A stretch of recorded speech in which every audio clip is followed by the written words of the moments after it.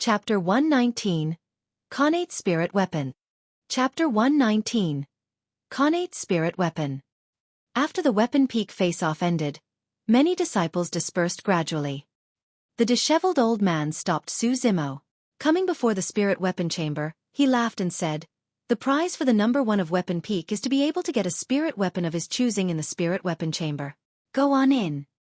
Xueqi's achievement of attaining the number 1 of weapon peak was an honor for the disheveled old man as well. The way he looked at Xueqi was filled with pride. The spirit weapon chamber in weapon peak was filled with pseudo and inferior grade spirit weapons.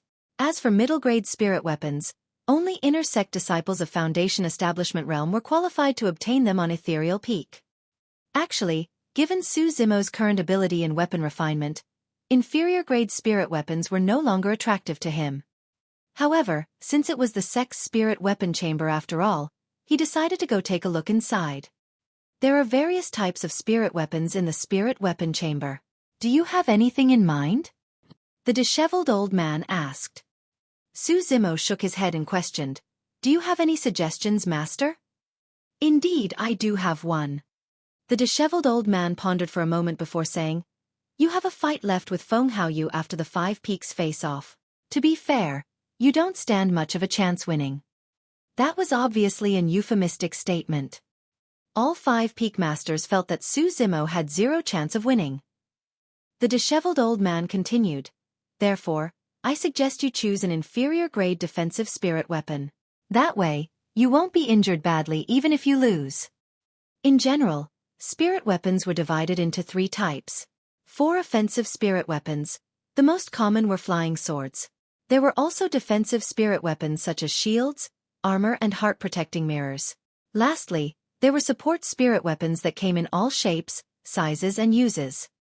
4 offensive spirit weapons, the more spirit patterns and the higher grade they were, the more killing power they possessed. Vice versa, the higher the grade of defensive spirit weapons, the more damage they can prevent. Xueqi did not comment. Nodding his head, he entered the spirit weapon chamber. Rows of spirit weapons were displayed within the spirit weapon chamber with flying swords taking up the majority. There were less defensive and support spirit weapons. Xueqi looked through the entire place and did not find anything of particular use to him. 4 defensive spirit weapons, he could refine them at any moment and he did not have to choose from one here. As for the other spirit weapons, they were of little value to his current state. Right as Xueqi was about to randomly pick a spirit weapon and leave, he caught sight of a golden light shining for a brief moment at the corner of his eyes. Stopping in his tracks, he turned to look. After checking through the place, he did not find the source of the golden light. He thought that he was seeing things. Standing motionlessly on the spot and pausing for a moment, the golden light shone once more. This time round, Xueqi saw it clearly. The source of the golden light was from the ground in a corner of the defensive spirit weapon section. Why is the ground reflecting golden light? Feeling that something was amiss, he walked closer to take a better look. The ground seemed to be covered by a golden silk cloth that was filled with dust. It seemed as though it was left there for a long time without anyone bothering about it. The golden light was reflected from this beneath the thick dust covering it. In the spirit weapon chamber, be it pseudo or inferior grade spirit weapons, everything was placed on their respective shelves. What was the reason for the golden silk cloth to be thrown on the ground? Xueqi used his sleeves to brush away the dust, looking at it intently. The golden silk cloth looked to be a defensive type of inner armor. Weaved with golden thread, it was only a thin layer. With an additional layer of dust covering it on the ground, it was difficult to notice it even when people walked by. It looked to be a pseudo-spirit weapon. The reason why it looked to be was because there was a single spirit pattern on the armor. However, it was broken into several portions and even injecting spirit chi to it was not enough for it to unleash its strength as a spirit weapon. However, there was a strange thing. If spirit weapons were to receive a devastating blow, the spirit patterns would dissipate rather than break into several portions. In fact, most spirit weapons would end up breaking as well. Yet, the armor before him was not only perfect, its spirit pattern had not dissipated as well. That was quite contradictory. Xueqi pondered for a moment and decided to take this pseudo-spirit weapon as his reward. Extending his palm, He grabbed the golden inner armor on the ground casually. Just as he was about to turn and leave, his expression changed. I can't lift it. The golden silk armor was still lying motionlessly on the ground. Even though Zimo did not activate his power of blood, that single grab of his had at least a ton worth of strength. How is this thing so heavy?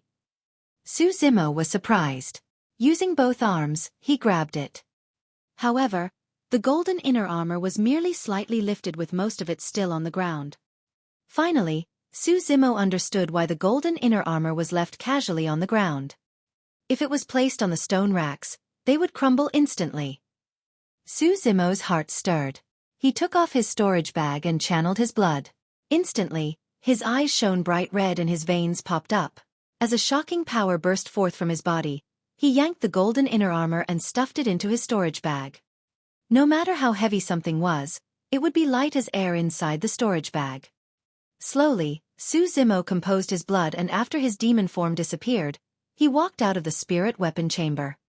Have you chosen? The disheveled old man was waiting outside as he asked upon Zimo's exit. Nodding his head, Zimo hesitated for a moment before saying, I saw a strange golden inner armor inside. I've got no idea where it came from, but I brought it out. Golden inner armor? The disheveled old man frowned and thought for a while. Suddenly, his expression changed as he exclaimed, Mystic gold silk armor. Mystic gold silk armor?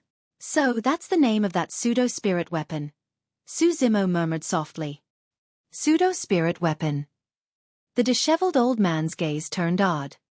Isn't it a pseudo-spirit weapon? I saw a spirit pattern on it, but it was broken into several segments and it can't be used. Isn't that considered as just a pseudo-spirit weapon? Zimo asked. The disheveled old man looked emotional as he asked, Zimo, do you know how many different grades there are for spirit weapons? 4. Inferior, middle, superior and supreme, Zimo replied. Pausing for a moment, Zimo recalled a speculation he had previously and continued. If 4 spirit patterns create a supreme grade, perhaps there's a perfect grade with 5 spirit pattern. The disheveled old man gave a look of approval and nodded. Not bad. Indeed, there are perfect spirit weapons above supreme grades. Right after, the disheveled old man asked again, but, do you know what's above perfect grade? There's more after perfect grades? Zimo was surprised. With a deep voice, the disheveled old man said, Connate comes after perfect. Connate spirit weapons. What are Connate spirit weapons? They are created by the universe and formed after absorbing an endless amount of spirit chi. Perfect spirit weapons have 5 spirit patterns, but Connate spirit weapons have 6. The 6th is known as the Connate pattern. Chapter 120. A terrifying powerful being 1,000 years ago. Chapter 120. A terrifying powerful being 1,000 years ago. Connate pattern? Zimo frowned in deep thoughts. The disheveled old man continued. The broken segments on the mystic gold silk armor are the Connate patterns. Since it's Connate, postnatal weapon refinement masters are not able to create it, no matter how powerful they are. Zimo gradually returned to his senses. Shocked, he could not help but ask, Master, what you mean to say is that the mystic gold silk armor is a Connate spirit weapon? It was. The disheveled old man drowned in reminiscence as he related slowly. It was said that 1,000 years ago, the mystic gold silk armor was one of the strongest defensive spirit weapons and was well known through the cultivation world. However, it was met with catastrophic damage and its 5 postnatal spirit patterns were destroyed, leaving only the Connate pattern that was broken into several segments. Since a Connate spirit weapon is so strong, what destroyed it? Zimo could not help but ask. There are many things that can. The disheveled old man laughed. A Connate spirit weapon is just a spirit weapon at the end of the day. Above spirit weapons are Dharma weapons. 4 golden cores, spirit weapons are the best type of equipment. However, once you reach nascent soul realm, you will naturally be able to create Dharma weapons and will no longer use spirit weapons. A strong Dharma weapon is able to obliterate a Connate spirit weapon. Those are items on completely different levels. Zimo roughly understood.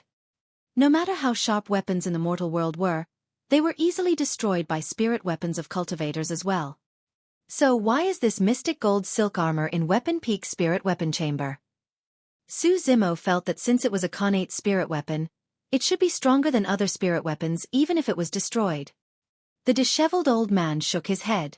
The mystic gold silk armor only has a broken Connate pattern and is equivalent to a pseudo-spirit weapon. Even though it can block against sharp weapons, it's unable to defend against spirit techniques without a spirit pattern. In other words, even though a cultivator's sword would not be able to piece the mystic gold silk armor, the energy possessed by the flying sword would still penetrate through it and destroy the body beneath. If the other party was a Foundation Establishment cultivator and attacked with spirit techniques, the mystic gold silk armor would be of no use at all. The disheveled old man continued, furthermore, even though the mystic gold silk armor is destroyed, it still retains its old weight of 5 tons. Which cultivator would be able to endure that?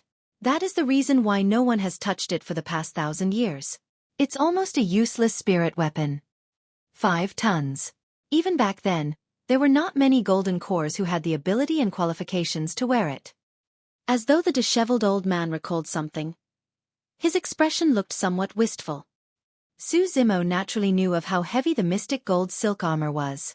If he hadn't activated his power of blood, he would not have been able to lift that seemingly thin inner armor. Suddenly, a thought struck him as he asked, since this mystic gold silk armor is here, does that mean that someone from our sect once wore it? The disheveled old man remained silent. Who is that person? Is he still in the sect? Su Zimo asked out of curiosity. The disheveled old man's eyes fluttered.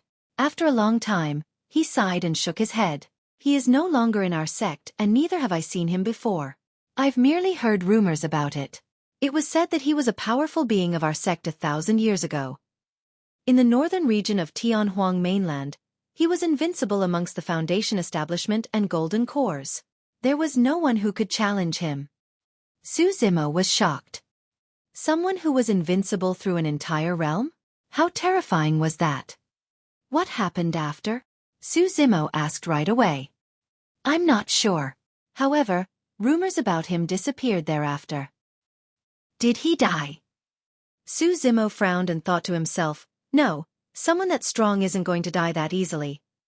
But why is that person no longer in the sect, and it seems as though the disheveled old man is unwilling to talk about him? Did he commit some sort of violation? After a momentary silence, the disheveled old man continued, ever since our sect set up the 8 Distresses formation, there have only been 2 people to go through it entirely. One is you, and the other is him. Su Zimo's mouth opened slightly. The disheveled old man waved it off, seeming vexed. Return the mystic gold silk armor and choose another item. You can't use that anyways. Given Su Zimo's current situation, the mystic gold silk armor was not suitable for him. However, for some reason, Su Zimo felt that he might be able to make use of it in the future. After a moment of hesitation, Su Zimo said in a deep voice, "Thank you, Master, but I'm still decided on the mystic gold silk armor." Frowning, the disheveled old man did not say anything more and merely sighed. It's up to you. However, do be careful during the fight against Feng Haoyu. If you think that you can't win him, just admit defeat and don't be reckless. Su Zimo could tell of the disheveled old man's concern and replied with a smile. By the way, Master, I've got a question regarding weapon refinement.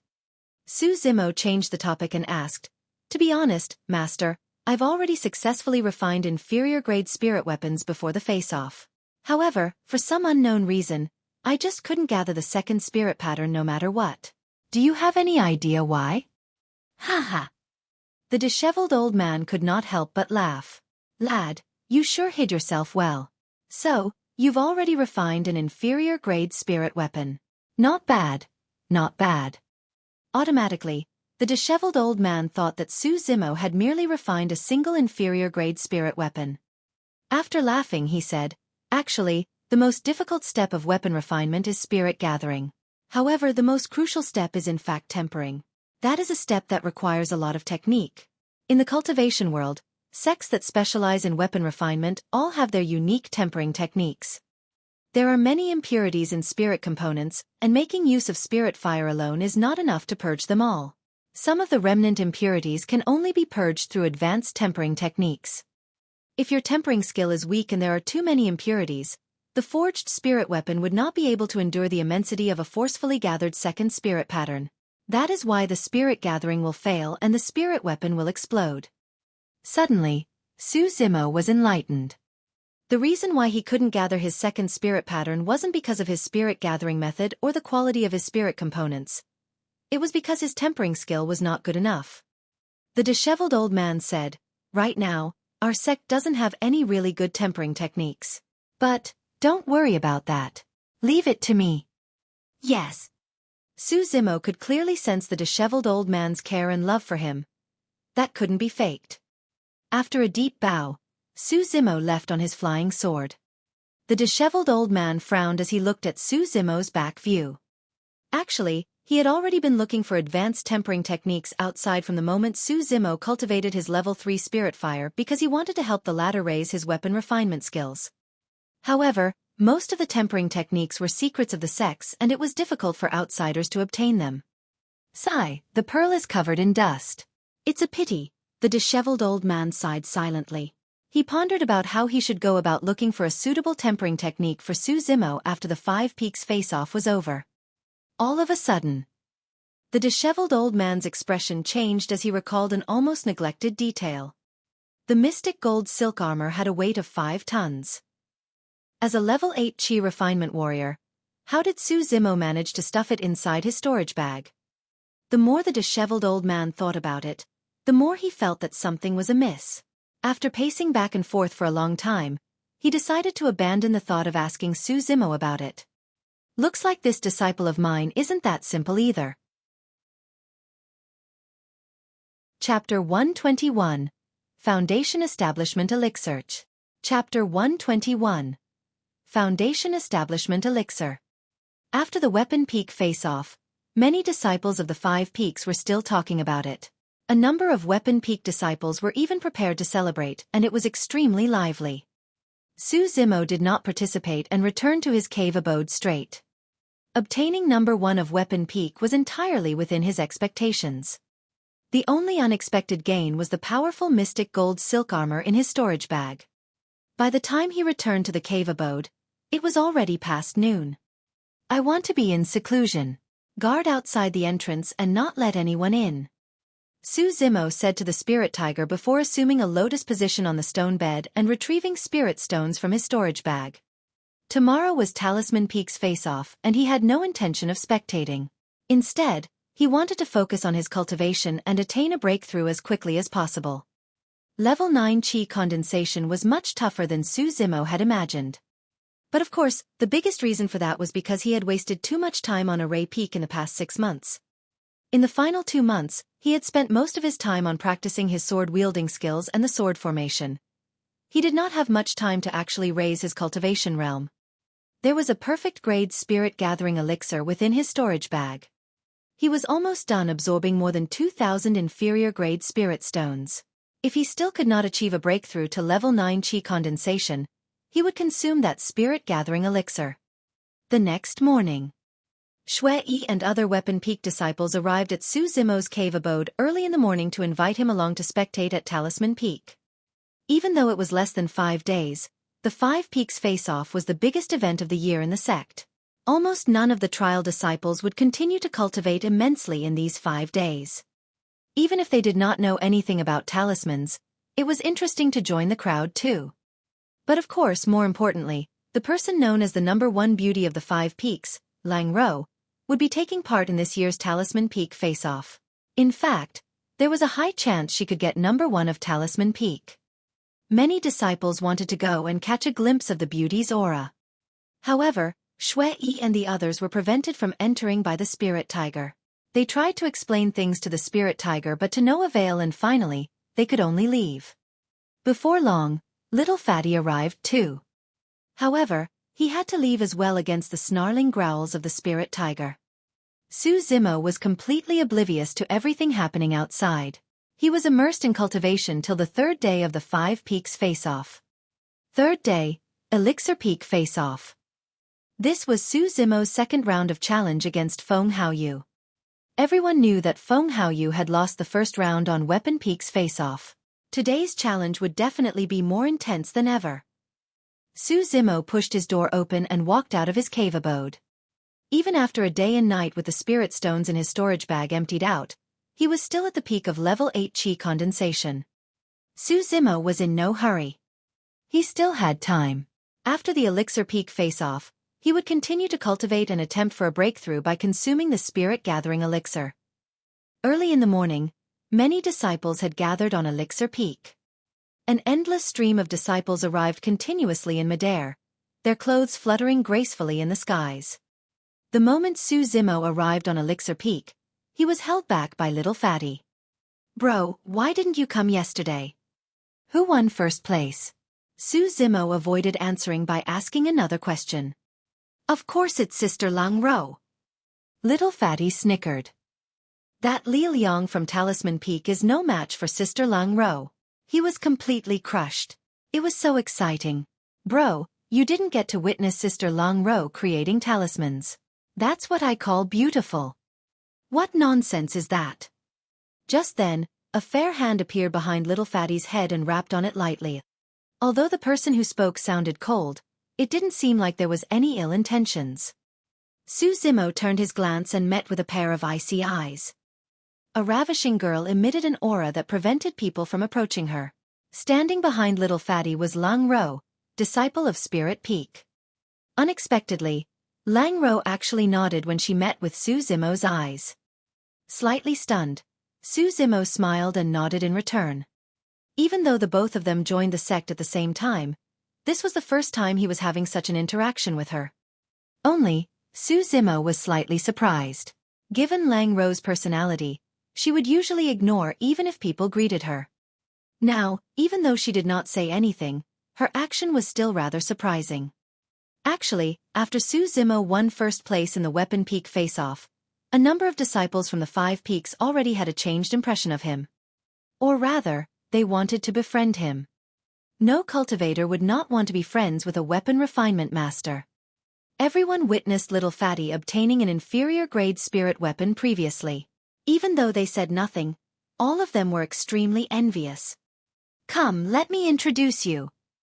Little Fatty's beady eyes revolved around Su Zimo and Lang Ro as he giggled. "This is number 1 of Talisman Peak, Sister Lang Ro. This is my bro, number 1 of Weapon Peak, Su Zimo." Su Zimo and Lang Ro exchanged glances. Lang Ro avoided his gaze and Su Zimo merely smiled with an indifferent expression. Blinking, Little Fatty continued, "Don't just stand there. Both of you have your own strengths and you should hang out more in the future." When he mentioned hang out, Little Fatty winked at Su Zimo and sounded odd. Su Zimo was alright about it. However, Lang Ro seemed to have thought of something as a blush appeared across her cheeks. Compared to her snow-white skin, it was extremely obvious. "More nonsense. You're asking for a beating." Lang Ro chided lightly and knocked Little Fatty on the head. Little Fatty merely continued giggling. Right then, Su Zimo felt an intense enmity as he looked over instinctively. Not far away, Feng Haoyu arrived on his flying sword with a group of Spirit Peak disciples. Upon seeing that Su Zimo and Lang Ro were standing closely together, rage flashed through the eyes of many Spirit Peak disciples. Even though Feng Haoyu's expression was cold and aloof as usual, his hands behind his back were curled into fists. "Bro, other than Feng Haoyu, there's a Elixir Peak disciple called Hua Shuyuan who is also a strong competitor for you in this face-off. You must not underestimate him." Little Fatty said, "He was the number 1 of Elixir Peak last year. He's probably even stronger for this year's face-off." Su Zimo nodded. Compared to Weapon Peak, there were slightly more disciples taking part in the Elixir Peak face-off at around 200 odd. All of them gathered in the Elixir Refinement Hall and waited patiently. Refinement of elixirs was unlike that of weapons. During the Weapon Peak face-off, the disciples could choose the type of weapon they wanted to refine. However, for the Elixir Peak face-off, the Peak Master would decide on a specific elixir for the disciples to refine where they would be judged based on the final quality. Therefore, many disciples would always try to guess which elixir would be refined during the face-off. If they guessed it right and focused their practice on that specific elixir, their chances of winning the face-off would be much greater. Before long, the 5 Peak Masters arrived.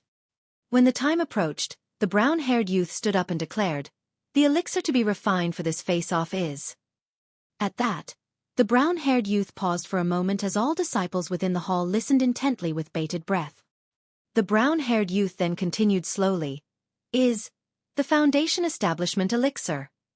The moment he said that, the crowd fell into an uproar.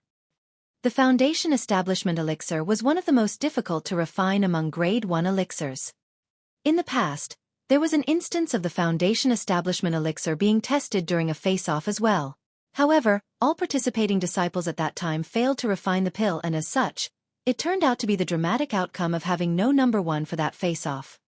After that, in order to prevent such a situation from happening again, there had been no more requests for Foundation Establishment elixirs. To think that this year's Elixir Peak face-off would ask for the Foundation Establishment elixir once more. Chapter 122. Perfect 5 Patterns. Chapter 122. Perfect 5 Patterns. Many disciples in the hall frowned upon hearing Foundation Establishment elixir. Everyone had guessed wrongly. Within the 5 peaks, few disciples would attempt to refine the Foundation Establishment elixir. It required more than 10 types of ingredients, and the refinement process was overly complex. Usually, only intermediate elixir refinement masters would have more confidence to try it. Out of the 200-odd disciples, Su Zimo, Feng Haoyu and the previous year's number 1, Hua Shiyuan, were the only ones who were still calm. During that period of time, some cultivators had already started placing plates of spirit herbs at the front of the hall. The brown-haired youth said in a deep voice, "Everyone's only allowed to take a single set, nothing more." Only a single set of spirit herbs. That was another increase in difficulty. Since the Foundation Establishment elixir required more than 10 types of spirit herbs, a mistaken extraction for any one of them would result in a wrong ratio for the recipe and a failure to refine the pills. Peak Master, this is too difficult. That's right. What if we were to make a mistake while extracting out of nervousness? Wouldn't that mean we won't have a chance anymore? Many disciples could not help but start to grumble. The brown-haired youth replied coldly, "The ingredients required for the Foundation Establishment elixir are still considered common, and our sect has them planted all around. But, do you know that some elixirs require spirit herbs that are extremely rare? For those, you only get one shot. If you fail your refinement, you can't blame anyone else but your own lack of skills." Everyone was silent. Feng Haoyu laughed softly as he had already returned from choosing a stalk of each spirit herb, preparing himself for the Foundation Establishment elixir. The second to do so was Hua Shiyuan. Right after, the disciples headed forth and chose their spirit herbs. Before long, many of them returned to their original positions and took out their elixir furnaces to make preparations. "Let the Elixir Peak face-off commence." The brown-haired youth waved his hand. Spirit fires lit up within the hall. Su Zimo had never refined a Foundation Establishment elixir yet. However, he was no stranger to the spirit herbs used. They were all ingredients used for other elixirs as well. He was in no hurry as he picked up a stalk of spirit herb before him and closed his eyes to recall. As he went through his memories, he recalled the temperature required for the spirit herb as well as every single detail of the extraction process. He only had a single chance. If he were to fail the extraction, he would fail the Elixir Peak face-off. He had no room for errors. Ah! Right then, a disciple beside him yelped as he watched a pile of ashes on his palm with a vexed expression. He had failed his first spirit herb's extraction. Because the temperature he used was too high, the spirit herb instantly turned into ashes. Sighing, that disciple put away his elixir furnace and left the hall. Right after, 2 other disciples failed their extractions and left silently. A few people had been eliminated just on the first spirit herb's extraction. In truth, it wasn't because those disciples were bad at elixir refinement. However, because there was only a single chance and this was during Elixir Peak's face-off, it was only natural for them to feel pressured and make mistakes. Before long, most of the disciples had completed the extraction of their first spirit herb as they placed the essence into the elixir furnace. They had naturally started their first extraction with a spirit herb they were most familiar with and hence the success. What's Su Zimo doing? Has he fallen asleep? I think he has no clue what he's doing and he's just pretending that he does. Upon seeing that Su Zimo had not started on his extraction for a long time, some sarcastic voices could be heard from the crowd. It was only until the other disciples had started on their second spirit herbs extraction that Xueqi opened his eyes. Igniting his spirit fire, he placed the spirit herb above it and started extracting. Before long, his extraction produced a tuft of powder which he placed in the elixir furnace. Picking up his second stalk of spirit herb, he closed his eyes and recalled once more. After a long time, he opened his eyes again and began extracting his second stalk of spirit herb. More disciples were eliminated at the second spirit herb's extraction. Compared to Feng Haoyu and Xueqi, Xueqi's speed was extremely slow. However, he made no mistakes at all as every single essence he produced gave off a refreshing medicinal scent. As time passed by, more and more disciples were eliminated. By the time Xueqi was done with extraction of his spirit herbs, there were only around 80 of the 200-odd people left. Third step of elixir refinement, synthesis.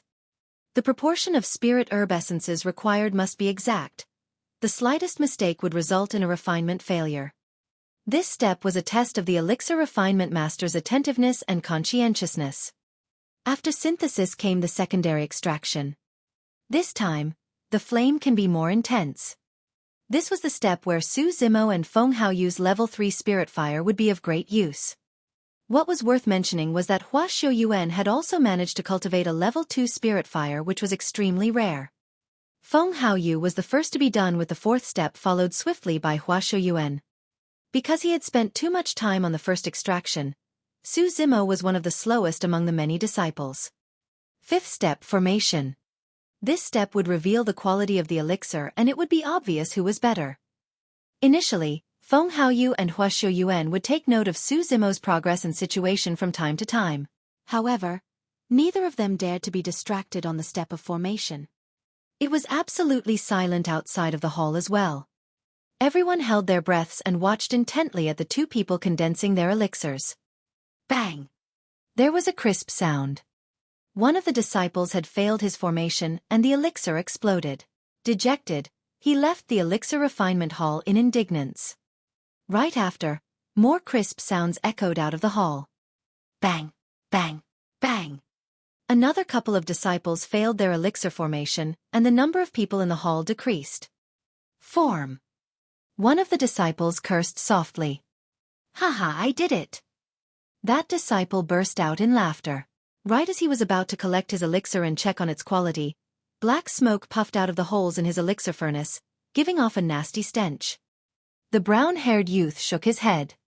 For a black smoke as such to be released, it meant that the Foundation Establishment elixir was no different from a poisoned elixir. Form! Right then, Xueqi hollered softly. Immediately, a white smoke wafted out of the elixir furnace with a faint fragrance. Retrieve! A pill flew out of the elixir furnace and a clear pattern could be seen on it. It's an inferior-grade Foundation Establishment elixir. Senior Brother Hua is amazing. He did it. Xueqi heaved out a sigh of relief and looked towards Feng Haoyu subconsciously. Form! Right then, Feng Haoyu was also done with his elixir formation as a stronger fragrance was emitted from his side. An elixir flew out and hovered in midair. Spinning around, there were two elixir patterns clearly etched on it. A middle-grade elixir. Xueqi's eyes dimmed as he let out a long sigh. He believed that he was definitely not weaker than Feng Haoyu in terms of the first three steps. However, for the fourth step, secondary extraction, his level 2 spirit fire was no match for a level 3 which was able to extract more thoroughly. That was the reason for the difference in quality of their pills. Before long, the other disciples were done with their elixir formation as well. Even though there were more than 20 others who had succeeded in elixir formation, their elixirs contained too many impurities and had no grade because of their poor qualities. Right then, Xueqi was completed with his elixir formation as well as a thick aroma spread across the place. The moment the disciples outside the hall caught a whiff of it, their bodies shuddered and they let out intoxicated expressions as the spirit chi in their bodies began to rumble. If the fragrance alone possessed such an effect, what grade was the elixir created? The brown-haired youth's nose quivered as he sniffed carefully. Instantly, his expression changed as he bolted upright. With disbelief in his eyes, he murmured softly, "Could it be?" Swash! An elixir flew out of the elixir furnace and hovered in midair. There were 5 patterns etched on it. It was a perfect foundation establishment elixir. Chapter 123, Mysterious Danger. Chapter 123, Mysterious Danger. Looking at the foundation establishment elixir that hovered in midair, it was pure silence both in and outside the hall. Everyone held their breath subconsciously as their eyes and minds were drawn in by that single elixir. The 5 elixir patterns on the surface looked so profound and mystical. They were flawless, as though they were the most beautiful patterns in this world. 5 elixir patterns, a perfect foundation establishment elixir. Even advanced elixir refinement masters who could refine grade 3 elixirs would not dare to guarantee that they could definitely produce a perfect foundation establishment elixir. Perfection meant that there were no flaws at all. This proved that every step and every detail of an elixir refinement master during the entire pill refinement process had reached perfection. With such a foundation establishment elixir, even chi refinement warriors with a pseudo-spirit root would have a chance to rise to foundation establishment realm. At that moment, most of the disciples forgot about victory or defeat. They forgot that this was Elixir Peak's face-off as they were all smitten by the elixir. That was the case until Su Zimo put away the foundation establishment elixir. Thousands of disciples let out a long sigh at the loss of that spectacular sight. That sigh contained many complicated emotions. Disappointment, jealousy, envy and respect. No doubt. He won without any doubt. I thought that Elixir Peak's face-off would be an even more intense challenge between Su Zimo and Feng Haoyu. To think that it would be this one-sided. The 5 peak masters nodded in approval as their eyes could not conceal their admiration for Su Zimo. Elixir Peaks number 1. Number 1 of 2 peaks. More importantly, this year's number 1 of Elixir and Weapon Peak was much stronger than previous years. For so many years, there had never been a number 1 of the Weapon Peak face-off who could successfully produce an inferior grade spirit weapon. For so many years, there had never been a number 1 of the Elixir Peak face-off who could create a perfect elixir even for elixirs with easier recipes. Compared to the other sects, Ethereal Peak was much weaker in terms of elixir and weapon refinement. In the immortal meet of the Great Zhou dynasty held once every 10 years, Ethereal Sect has never had anyone leave their names on the rankings of elixir and weapon refinement for the sect competition.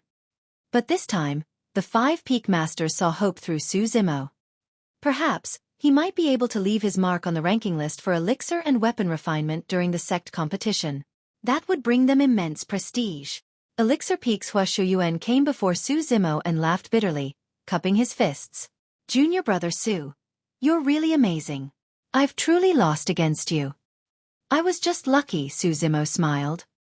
At that moment, everyone's gazes landed on Su Zimo. A look of admiration flickered through Lang Ro's eyes as well. On the other side, Feng Haoyu was surprisingly calm despite his defeat as he lowered his head in deep thoughts. At the same time, Su Zimo felt a mysterious sense of danger. It was extremely faint, but when he sensed for it carefully, he could not discover anything. Su Zimo frowned. It was an ominous feeling. Ever since he entered the sect, he had been very comfortable. Even if Feng Haoyu was hostile to him, it did not bring him such a sense of danger. Discreetly, Su Zimo swept his gaze past the 5 peak masters and did not notice anything unusual. Therefore, he turned sideways and glanced at the crowd outside the hall, but to no avail.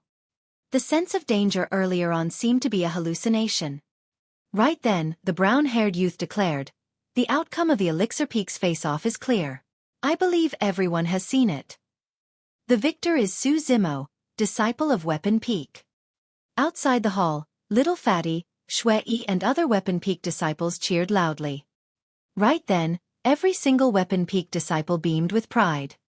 The disheveled old man sat where he was laughing non-stop as well. "Su Zimo, follow me to the elixir chamber to choose an elixir of your picking." Su Zimo nodded. Under the envious gaze of many disciples, he left the elixir refinement hall and headed to the elixir chamber with the brown-haired youth.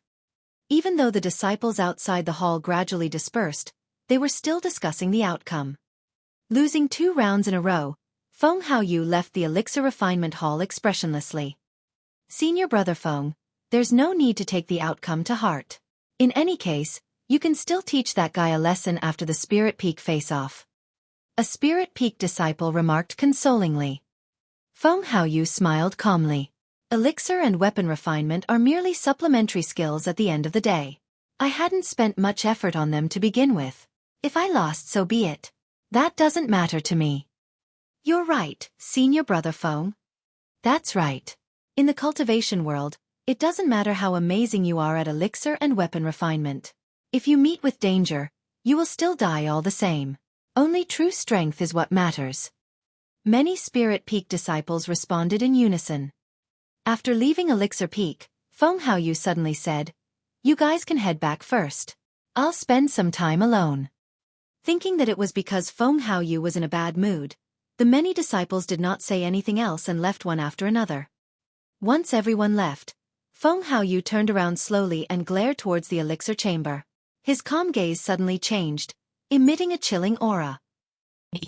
On the other side, there were still some disciples lingering on Elixir Peak discussing things. Feng Haoyu had lost completely for both challenges. That's right. He boasted that he wanted to get number 1 of 3 peaks before the 5 peaks face-off. Now, I guess only Spirit Peaks left for him. I heard that Su Zimo had not intended to take part in the Elixir Peak face-off to begin with. Feng Haoyu was the one who provoked him into doing so. A disciple at the side shook his head. In my opinion, this may not be a good thing for Su Zimo. What do you mean? Someone asked. That's right. He's number 1 for 2 peaks. The rewards aside, the honor itself is immense. Everyone will know of Su Zimo's name in the sect from now on. That person scoffed coldly. Don't forget, he still has a fight with Feng Haoyu after the 5 peaks face-off. Upon saying that, everyone suddenly realized. Feng Haoyu was at perfected chi condensation while Su Zimo was only at level 8. Both of them were not on the same level. That person continued. Su Zimo's 2 consecutive victories must have already angered Feng Haoyu. In their final fight, Su Zimo is mostly going to be crippled or dead. As everyone was discussing, Su Zimo came forth from the elixir chamber. This time, he had chosen a perfect spirit-gathering elixir. Coupled with the existing perfect spirit-gathering elixir in his storage bag, he was confident that he would be able to reach level 9 chi condensation within the next 2 days. Just as Su Zimo was about to leave, the brown-haired youth held him back and asked, "How confident are you for your last fight against Feng Haoyu?" Not confident, Su Zimo shook his head. "I've got a suggestion," the brown-haired youth said. "Now that you're number 1 of 2 peaks, there's no need for you to fight against Feng Haoyu. Even if you admit defeat, it's nothing much. After all, there's no long-lasting hatred within the same sect." Su Zimo did not reply to the question and merely nodded. "Yes, I will consider it again." "All right, you can go back now," the brown-haired youth nodded. Chapter 124, Array Peak Face-Off. Chapter 124, Array Peak Face-Off. Su Zimo had not left far from Elixir Peak on his flying sword when he caught sight of a person who seemed to have been waiting for him for a long time. "Su Zimo, I didn't think much of you at first. But, I have to admit that the surprises you've given me weren't too small," Feng Haoyu said with a fake smile. Su Zimo paused for a moment and ignored him, wanting to leave on his flying sword. Feng Haoyu continued, "Oh yes, there's something I need to remind you about." "Oh," Su Zimo remarked softly without turning back. "From now on, you'd better keep your distance from Lang Ro. Or else." Even though Feng Haoyu did not continue, there was a chilling coldness in his tone. Suddenly, Su Zimo laughed. He and Lang Ro were merely acquaintances. However, Feng Haoyu's threatening tone disgusted him. Su Zimo asked indifferently, "Or else what?" "Or else you will die." Since there was no one else around them, Feng Haoyu had no qualms and did not conceal his killing intent. With his back facing Feng Haoyu, Su Zimo's gaze narrowed. He had indeed sensed Feng Haoyu's killing intent at that very instant. Su Zimo's expression remained unchanged as he laughed. "Ethereal Peak forbids internal killing of disciples. You are no exception to that rule, Feng Haoyu." "Fufu, it's fine." Feng Haoyu replied coolly, "As long as you're in the sect, I'll play with you till you die." Su Zimo turned around slowly and looked at Feng Haoyu silently. he said expressionlessly, "Do you believe that I'll kill you right now?" For some reason, Feng Haoyu felt a chill run down his spine as Su Zimo stared at him. That feeling was as though he was being targeted by a ferocious ancient demon beast that could tear him apart at any moment. Frowning, Feng Haoyu dispelled the weird sensation within him. After all, Su Zimo was only at level 8 qi condensation and was no threat to him. When he saw that Feng Haoyu did not reply, Su Zimo turned around to leave, and before long, he disappeared from the former's vision. When Su Zimo returned to his cave abode, he stopped in his tracks. His eyes flickered as he pondered deeply. He gradually noticed that something was amiss. Previously, Feng Haoyu was indeed extremely hostile towards him. However, after the weapon and elixir peak face-offs, that hostility had gradually transformed into killing intent. Even though it seemed normal, there was something ridiculous about it. There was no deep hatred between fellow disciples. Even if there was competition, there was no need for Feng Haoyu to want to kill him. Earlier, Feng Haoyu asked him to keep his distance from Lang Rou. Right after that, he revealed his killing intent. Although it seemed logical, it felt like he was trying to hide something. If neither Lang Rou nor the two face-offs were the reason for Feng Haoyu to want to kill him, what was? Was Feng Haoyu hiding something? Or perhaps, was he worrying too much? Was Feng Haoyu merely a narrow-minded person who was blunt? Su Zimo shook his head. He had a feeling that Feng Haoyu was not that simple. After pondering for a while more without any clues, Su Zimo entered his cultivate and continued with his seclusion cultivation. The array peak face-off was tomorrow. The location of the face-off was at the 10 Formations Pagoda, where the challenge would be on who could clear the most levels the fastest. Su Zimo had no intention of taking part in it. First, he did not have much time and he had to focus on raising his cultivation. Second, even though clearing the 10 Formations Pagoda would not expend too much spirit qi, it would take a toll on his mental health and energy. It would take him more than 2 days to recover from it. He had to do his best to prepare for the battle against Feng Haoyu 2 days later. On the other side, Feng Haoyu had just returned to his cave abode when a hoarse voice suddenly sounded in his ears. It was hard to tell if it was a male or female. "Feng Haoyu, you said too much to that lad." The voice sounded deep and sinister, making one's hair stand on end. Feng Haoyu spun around suddenly, but there was no trace of anyone. "You don't have to doubt me. If I'm here to look for you, I naturally know of your identity. I'm just in time to remind you to be careful and not expose yourself. Also, don't forget about your mission." The voice sounded once more erratically. Feng Haoyu was finally relieved upon hearing that. Letting out a long breath of air, he laughed. "You're worrying too much, Senior. I intentionally requested for him to keep his distance from Lang Rou. That Su Zimo must definitely think that she is the reason for my killing intent. Don't underestimate anyone." "Understood." Feng Haoyu nodded his head obediently. "That Su Zimo is a hidden danger. We cannot keep him alive." Feng Haoyu lowered his head and replied in a low voice. "Don't worry, Senior. Leave it to me." "Senior, may I know who you are in Ethereal Peak?" After pausing for a moment, Feng Haoyu asked. "That's not for you to know now. If need be, I will tell you." "Yes." After a moment, that voice no longer sounded and Feng Haoyu knew that the other party had left. Arranging his attire, he looked around before entering his cave abode.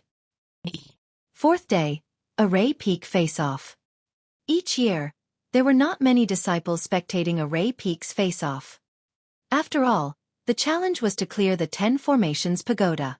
Prior to this, there was already a record on the 10 Formation Stele and everyone already knew who the number one would be. But it was different this year. Just 3 months ago, a mysterious challenger had appeared and destroyed every single record in the 10 Formation Stele's history. Cleared level 10, 7 days 18 hours. That row of words was still at the first row of the 10 Formation Stele. It was eye-catching, but its name was completely blank. Out of curiosity, everyone wanted to know the identity of that mysterious challenger. To many disciples, they felt that the reason why that person had kept his identity hidden was because he wanted to shock everyone during the Array Peak face-off. As such, many trial disciples had already gathered on Array Peak early in the morning because they wanted to see his true identity. The 5 peak masters had arrived early on as well. Seated in a row, they conversed idly. Xueqi, you're still unwilling to tell us even now? Wen Xian laughed and asked. The brown-haired youth urged as well, that's right. Since we're going to find out today, we'll at least be prepared if you tell us beforehand. Xueqi's gaze swept through the crowd, but he did not see Su Zimo. After pondering for a while, he shook his head. Forget it, you guys can see for yourself. Since Su Zimo did not choose to announce it, Xueqi had no intention to reveal it either. Zhongwen of Array Peak came before the 10 formation stele and looked at the first row of words with a complicated expression. Are you finally going to show yourself today? He murmured softly, let me see who you are so that I can accept my defeat thoroughly. Before long, the Array Peak face-off began. Doves of disciples challenging the 10 formations pagoda entered it together. Everyone outside was waiting for that one person to walk to the 10 formation stele and tap his sect badge. As long as that person appeared, there would be no need to take part in the Array Peak face-off, and he would also be the true number 1 of Array Peak. At that moment, Su Zimo was in seclusion within his cave abode, attempting to reach level 9 Qi condensation. Chapter 125. Number 1 of Spirit Peak. Chapter 125. Number 1 of Spirit Peak. Time passed by gradually, and in the blink of an eye, a day had passed. The lights of the 10 formations pagoda's formation patterns shone repeatedly through the day. The first row on the 10 formations stele still had a blank column where the name was supposed to be. By the time the last person was sent out of the 10 formations pagoda, there were still no changes on the 10 formations stele. Not to mention the many trial disciples gathered before Array Peak, even the 4 peak masters looked to be slightly disappointed. Just who is that person? Why is he not here? Could that person truly think nothing of fame at all? The disciples were at the peak of their curiosity towards the mysterious challenger such that they were getting anxious about it. Xueqi stood up and declared, the face-off is over. The victor is Zhongwen, disciple of Array Peak.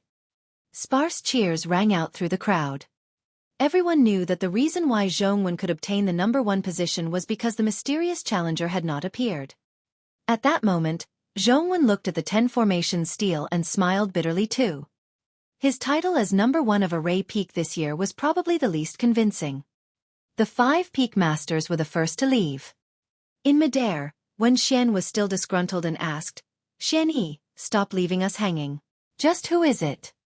Xueqi smiled and did not reply. After pondering for a while he asked, after the 5 peaks face-off, where are you guys intending to set the location for the fight between Su Zimo and Feng Haoyub? The location doesn't matter since the outcome will not change, Wen Xian replied indifferently. Xueqi shook his head. This match is the focus of everyone's attention. In fact, the hype might not even be less than the 5 peaks face-off itself. We had better take it more seriously. Su Zimo is forbidden from entering Spirit Peak, so we can't use the Spirit Arena there. Since Su Zimo is a disciple of Weapon Peak, it wouldn't be appropriate to hold it there either. That leaves us with the Spirit Arenas of Talisman, Array and Elixir Peak, the brown-haired youth said.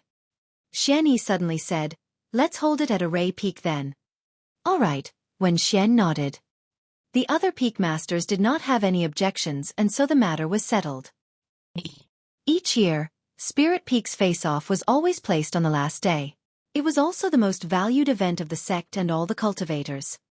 Be it array formations, talismans, weapons or elixir refinement, their ultimate goal was to raise the fighting strength of a cultivator.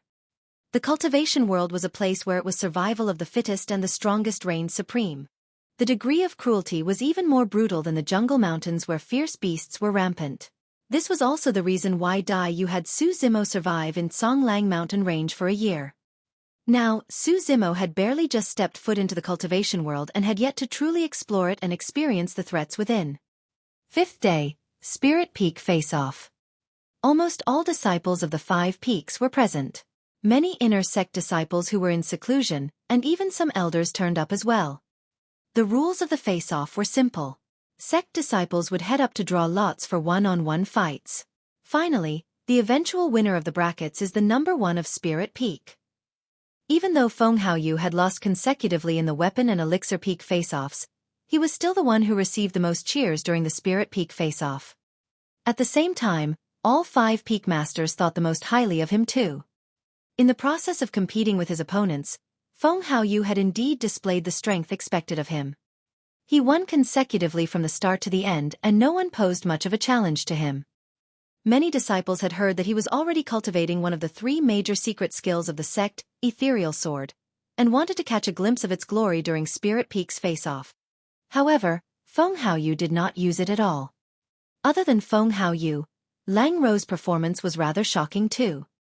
Even though she did not possess an inferior-grade spirit weapon, she had a firm foundation in sword-wielding.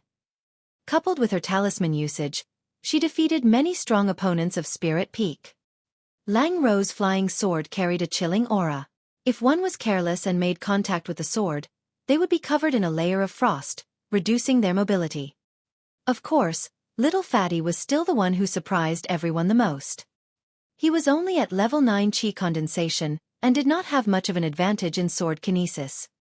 However, with the help of the inferior-grade gigantic axe given to him by Su Zimo and his powerful body-tempering technique, he had managed to close the gap and obtain victory against quite a number of perfected Qi refinement warriors. The final battle was still between Feng Haoyu and Lang Rou. Even though Lang Rou deployed a myriad of different talismans, Feng Haoyu was still stronger in terms of sword kinesis. With the aid of his wind spirit Qi, Feng Haoyu's flying sword was more agile and graceful than anyone else. It was quite an eye-opener. Before sunset, Spirit Peak's face-off was over. As expected, Feng Haoyu was number 1 of Spirit Peak. Lang Rou was number 2. Little Fatty actually obtained 3rd place. The prize for the number 1 of Spirit Peak was also the most generous. Not only was Feng Haoyu awarded with many spirit stones and contribution points, he could also choose an elixir from the Elixir Chamber, an inferior-grade spirit weapon from the Spirit Weapon Chamber, and a Grade 1 talisman from the Talisman Chamber. Seems like someone will be crushed by Senior Brother Feng tomorrow. That's right. Even people like Lang Rou and Senior Brother Li who are at perfected Qi condensation lost to Senior Brother Feng. There's no way Su Zimo is a match with his level 8 Qi condensation. After the Spirit Peak face-off, no one had confidence in Su Zimo. That Feng Haoyu had managed to obtain the number 1 of Spirit Peak with much ease. He did not even use his full strength, the brown-haired youth chuckled.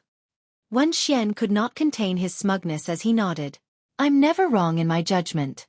If that wasn't the case, I wouldn't have pleaded with the sect master personally to let him learn our sect's secret skill in advance.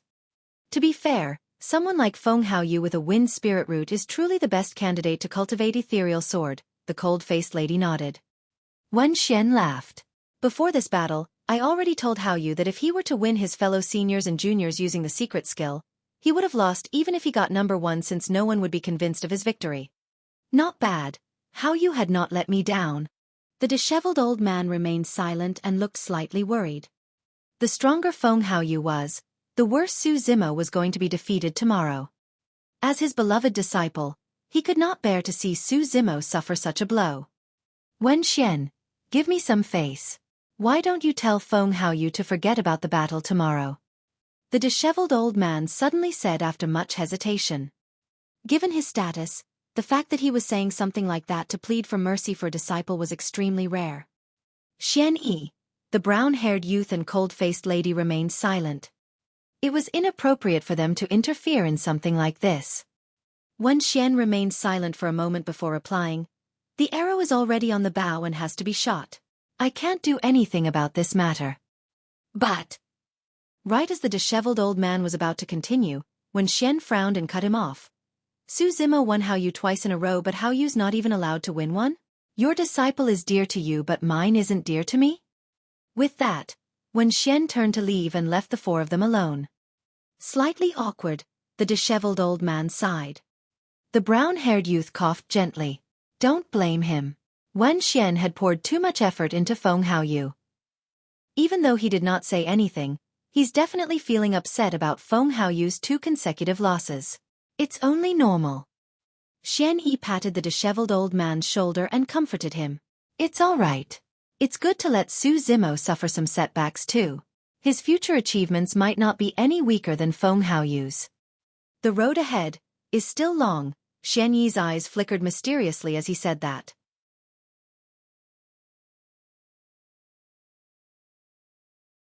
Chapter 126. 3 Flying Swords. Chapter 126. 3 Flying Swords. For the past 2 days, Xueqi had not appeared at all. He was in seclusion attempting to reach level 9 Qi condensation. On the night after Spirit Peak's face-off, Xueqi consumed the second Spirit Gathering Elixir. His body seemed to have transformed into a whirlpool as a steady stream of Spirit Qi flowed through his right hand into his body, wildly surging towards his dantian. The Spirit Qi within Xueqi's dantian expanded rapidly, vast as the seas. After a long time, his body shuddered as his eyes jerked wide open. In the darkness, 2 rays of divine light shone and rapidly disappeared. Level 9 Qi condensation. In less than a year after he joined the sect, Xueqi had finally reached level 9 Qi condensation. His cultivation speed was definitely not slow even in the entire cultivation world. At the moment, Xueqi carefully sensed the changes in his dantian with confused eyes. Based on the Qi condensation manual, the Spirit Qi within one's dantian would experience a change upon reaching perfected Qi condensation. In other words, the dantian would form a vast sea of Qi. That was also the reason why it would take more time, resources and difficulty to attain a breakthrough from level 9 to perfected Qi condensation. But right now, Xueqi's dantian had already formed a vast sea of Qi despite having just attained level 9 Qi condensation. This was completely different from what the Qi condensation manual had described. This also meant that in terms of Spirit Qi, Xueqi's level 9 Qi condensation might not be weaker than Feng Haoyu's perfected Qi condensation. Xueqi smiled to himself. Suddenly, he was filled with anticipation and confidence towards tomorrow's battle. The next morning, when Xueqi walked out of his cave abode, there were already many cultivators waiting for him to come out of seclusion. Little Fatty, Xueqi and many other Weapon Peak disciples awaited him. Bro, you're finally out of seclusion. You're already at level 9 Qi condensation? Little Fatty's eyes lit up. Xueqi smiled and nodded. Was Feng Haoyu the number 1 of Spirit Peak? Xueqi asked. Everyone nodded. When they recalled Feng Haoyu's performance yesterday, everyone's expressions turned solemn. They looked at Xueqi with a hint of worry in their eyes. To everyone, even at level 9 Qi condensation, the gap between Xueqi and Feng Haoyu was way too great. Little Fatty said in a low voice, Feng Haoyu obtained number 1 yesterday without even using the sect's secret skill. Clearly, he did not use his full strength. Bro, you've got to be careful today. Oh, so powerful? Xueqi laughed. Xueqi smiled as well. Junior brother Su, don't be too stressed in this battle. Just give it all you've got. If you lose, let it be. You're already the number 1 of 2 peaks anyways. That's right. Even if Feng Haoyu wins you, so what? Weapon Peak disciples are not good at fighting to begin with, so it's nothing embarrassing if he wins. Xueqi smiled and asked, where's the venue of today's battle? Array Peak Spirit Arena. Little Fatty replied. Array Peak. Xueqi muttered softly with a strange look flashing through his eyes. Ever since he left Array Peak 3 months ago, he had not returned. Sensing that Xueqi's expression was odd, Little Fatty was worried and asked hurriedly, what's wrong, bro? Is there anything wrong with Array Peak? Nothing's wrong. Xueqi shook his head and did not explain. He waved his hand and said, let's go. Time to try out the skills of Spirit Peak's number 1. In just 1 day, Array Peak was once again filled with many disciples. Other than the trial disciples of the 5 peaks, some of the inner sect disciples also rushed over to watch the bustle. Chen Yu of the disciplinary hall, who had a grudge against Xueqi, was among them. The 5 peak masters were all present. Array Peak Spirit Arena was right beside the 10 Formations Pagoda and was close to the 10 Formations Steel Tube. Feng Haoyu arrived bright and early.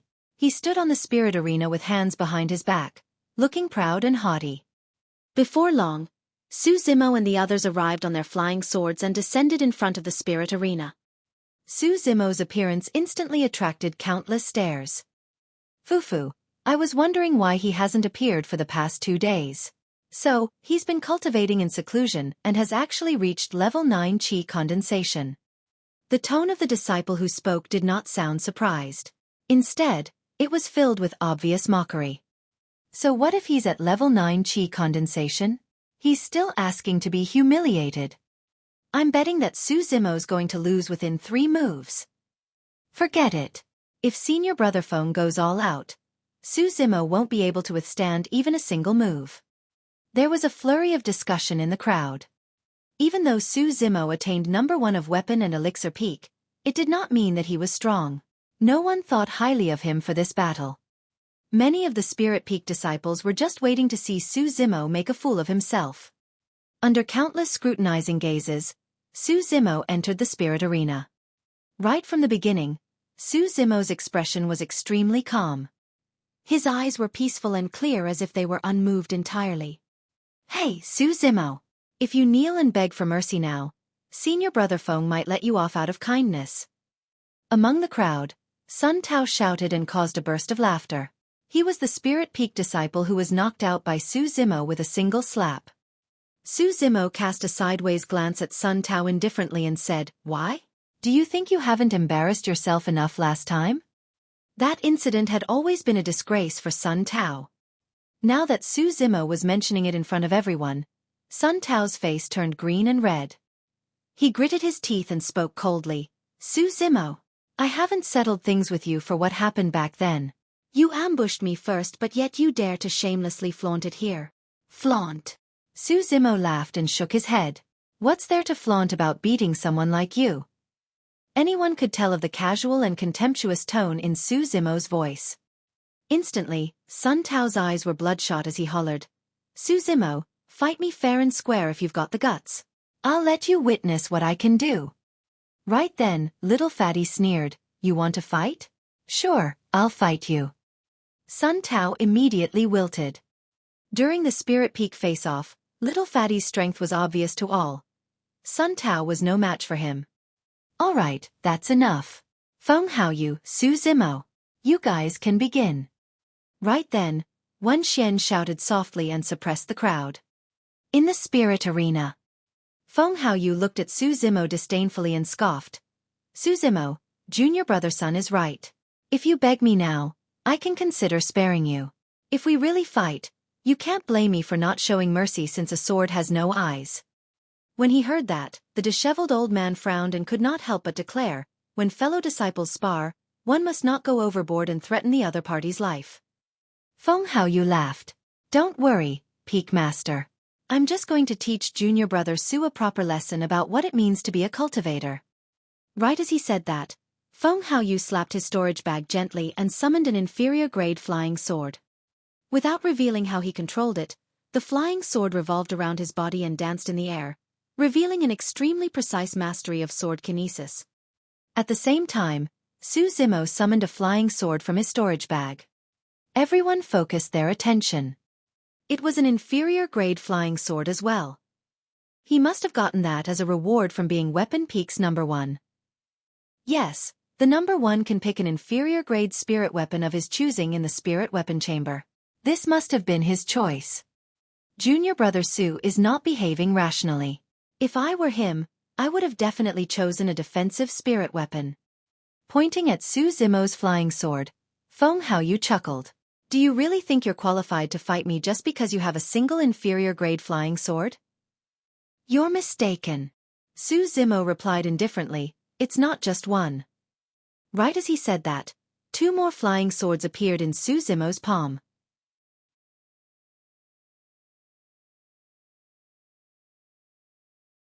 Chapter 127 Fight. Chapter 127 Fight. The crowd fell into an uproar upon seeing the 3 flying swords in Su Zimo's palm. If those were ordinary flying swords, they would not have caused such a scene. However, those were 3 inferior-grade flying swords. Even if Su Zimo was rewarded with an inferior-grade spirit weapon for being number 1 of Weapon Peak, what was up with the other 2 flying swords? Even for Spirit Peak disciples who were well known for their combat strength, most of them did not have inferior-grade spirit weapons. Su Zimo had just joined the sect for less than a year, but he had 3. The many trial disciples below instantly turned green with envy. The Peak Master is way too biased. Why did he give Su Zimo 3 inferior grade spirit weapons? It might be because Su Zimo was number 1 for 2 peaks this year. So what if he's number 1 of 2 peaks? Our sect doesn't have such a rule. That's right. Can't they give us one instead? I've joined the sect for 2 years now, but I haven't even gotten a single inferior grade spirit weapon. The disciples were not the only ones. Even the 5 peak masters were stunned for a moment. Xueqi's heart skipped a beat as a strange glint flashed in his eyes. He thought to himself, could that lad have already mastered the tripartite sword formation? He thought again, but it's impossible. How could he possibly have done so in such a short period of time? When he heard the discussions below, Wen Xian frowned and looked sideways to the disheveled old man. Sensing Wen Xian's gaze, the disheveled old man harumphed lightly. Don't tell me you also think that I gave Su Zimo those 3 flying swords. The brown-haired youth suddenly said, the 3 flying swords are almost identical in terms of shape and size. They should have been made by the same weapon refinement master. We shouldn't have 3 almost identical flying swords in the spirit weapon chamber. In other words, does that mean Su Zimo refined those 3 flying swords himself? The cold lady raised her eyebrows in surprise. Xueqi nodded. That should be the case. Using the vision of a golden core, they could naturally discern with a closer look that Su Zimo's 3 flying swords were almost identical and couldn't have been from the spirit weapon chamber. The brown-haired youth smiled. No wonder he was refining an inferior-grade gigantic axe for that little fatty of Spirit Peak during the Weapon Peak face-off. It was because he already had 3 flying swords. I've got to acknowledge that he does have an extraordinary attainment in weapon refinement.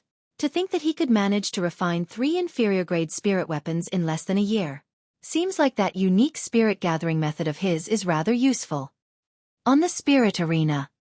When he saw Su Zimo's 3 flying swords, Feng Haoyu was stunned for a moment as well. However, the surprise in his eyes disappeared as quickly as it appeared. He then laughed mockingly. Su Zimo, my dear Su Zimo, do you really think you can win me just because you've got 3 flying swords? You can try meal. Su Zimo replied nonchalantly. Swash, swash, swash. 3 flying swords floated before Su Zimo, trembling slightly as they hummed incessantly. Well played. Feng Haoyu's eyes lit up as he hollered softly, I'll show you what true strength is today. Go! Standing motionlessly on the spot, Feng Haoyu waved and injected a stream of spirit qi into his flying sword. The spirit pattern on his sword shone brightly. Swoosh! Turning into a stream of light, it burst towards Su Zimo's head with lightning speed. Before the sword even arrived, its cold aura was already striking. Su Zimo's heart skipped a beat. In a sense, this match was his first battle making use of immortal techniques after he stepped foot into the cultivation world. Feng Haoyu's sword was much faster and unpredictable than he had expected. Su Zimo's expression was unchanged as he split 2 flying swords to receive the incoming sword. His 3rd flying sword was then sent to attack Feng Haoyu. Feng Haoyu narrowed his gaze. He had not expected that Su Zimo would try to retaliate instead of using everything as defense. You must be courting death. Pointing his fingertips into the distance, he commanded, Go! The flying sword which was initially speeding through the air shone brightly and accelerated. It broke through the defense of Su Zimo's 2 flying swords before arriving right in front of him in an instant. In the blink of an eye, Su Zimo's defending flying swords became nothing but a decoration. Well played. Many disciples below could not help but exclaim upon seeing that. If it was any other Qi refinement warrior, they would have been petrified at the sight of a chilling, bedazzling flying sword appearing right before their faces. However, Su Zimo was not flustered in the slightest bit. Shifting his feet lightly, he sidestepped Feng Haoyu's attack barely. Even though the flying sword brushed by Su Zimo, it did not injure him in the slightest bit. When the 5 peak masters saw that, their eyes lit up as they nodded approvingly. Feng Haoyu had not expected that Su Zimo would be able to dodge that attack. At the same time, Su Zimo's 3rd flying sword was already approaching Feng Haoyu. Feng Haoyu controlled his flying sword while summoning a silver shield from his storage bag. Injecting spirit qi, it expanded and blocked right in front of him. Clang! The flying sword met with the shield and let out an ear-piercing sound. That shield was the reward Feng Haoyu chose from the spirit weapon chamber after getting number 1 of Spirit Peak. Su Zimo's other 2 flying swords revolved around Feng Haoyu's flying sword. They clashed continuously, sending off a ferocious sword intent, and sparks flew everywhere. In an instant, Feng Haoyu's flying sword was restrained by Su Zimo's 2 flying swords and could not break through their offenses. On the other hand, Su Zimo's 3rd flying sword was attacking Feng Haoyu constantly. Feng Haoyu could only defend passively. All the disciples watching were dumbfounded at what was happening as they looked on with disbelief. The battle was completely different from what they had imagined. In their opinion, the difference in strength between the both of them were so great that it would take 3 rounds at most to determine the victor. But, now that they were actually fighting, Feng Haoyu was on the losing end and could only defend passively. Su Zimo, who had 3 inferior-grade flying swords and a proficient mastery of sword kinesis, had completely restricted Feng Haoyu's movements. This doesn't make sense. Su Zimo's only at level 9 Qi condensation. Even if he has 2 more flying swords, he shouldn't be able to take senior brother Feng head-on. Why does it feel as though they're both at a similar level of strength?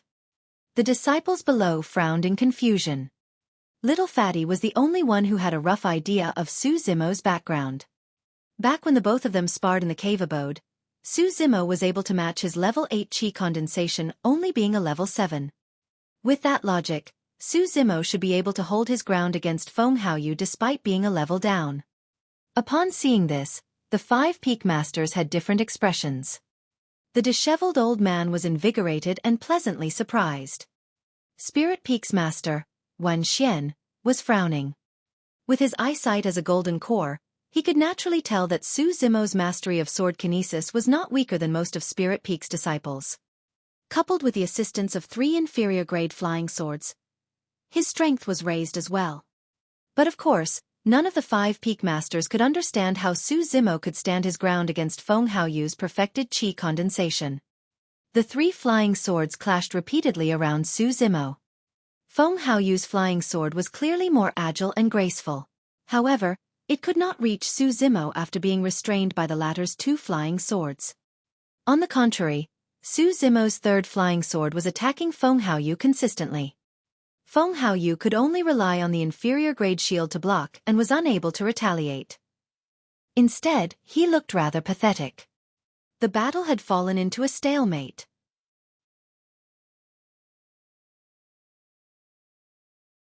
Chapter 128. Thunderfall Talisman. Chapter 128. Thunderfall Talisman. It had to be said that Su Zimo had indeed shocked everyone. Based on the strength that he was displaying, he would have probably secured a top 3 position if he had taken part in Spirit Peak's face-off.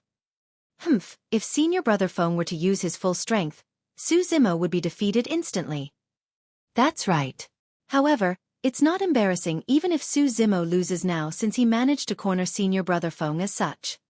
The more the disciples below discussed, the more furious Feng Haoyu was in the spirit arena. This exchange was completely out of his expectations. Even though Su Zimo was only at level 9 Qi condensation, he was not getting the upper hand against their clashes. This meant that if Su Zimo was at perfected Qi condensation, the latter might very well surpass him in terms of strength. He must not let this carry on. Waving the shield in his hands, Feng Haoyu struck away the incoming flying sword. Suddenly, he pulled out a talisman from his storage bag and injected spirit Qi to it. Whoosh! A bedazzling light appeared on the talisman. Senior brother Feng's making use of talismans now. That looks to be an offensive talisman that's rather powerful. Let's see how Su Zimo blocks this. Feng Haoyu threw the talisman in Su Zimo's direction. Suddenly it exploded. The scattered talisman fragments stirred the spirit Qi in the air, instantly forming a blinding flash of lightning. Thunderfall Talisman! The crowd exclaimed. Thunder types of attacks were the strongest and most ferocious amongst spirit arts. That talisman was naturally the most lethal among Grade 1 talismans. That was also a reward that Feng Haoyu had obtained as the number 1 of Spirit Peak. Now that he had to use it, a pained look inevitably flashed by Feng Haoyu's expression. When he saw the Thunderfall Talisman summoned by Feng Haoyu, The disheveled old man's expression changed as he glared at Wen Xian. That disciple of yours has quite a lot of treasures. Talisman usage is also part of one's strength. It's normal, Wen Xian replied indifferently. He lost. Now that the Thunderfall talisman's out, the outcome has been decided. Even if senior brother Feng was the one facing the Thunderfall talisman, he would most likely have to use all his strength. Let's see how Su Zimo can even block this. Fufu. Right as the disciples were discussing, an explosion echoed out from the skies above the spirit arena. Snap! A bolt of thunder as thick as an arm struck down towards Su Zimo with a fast speed.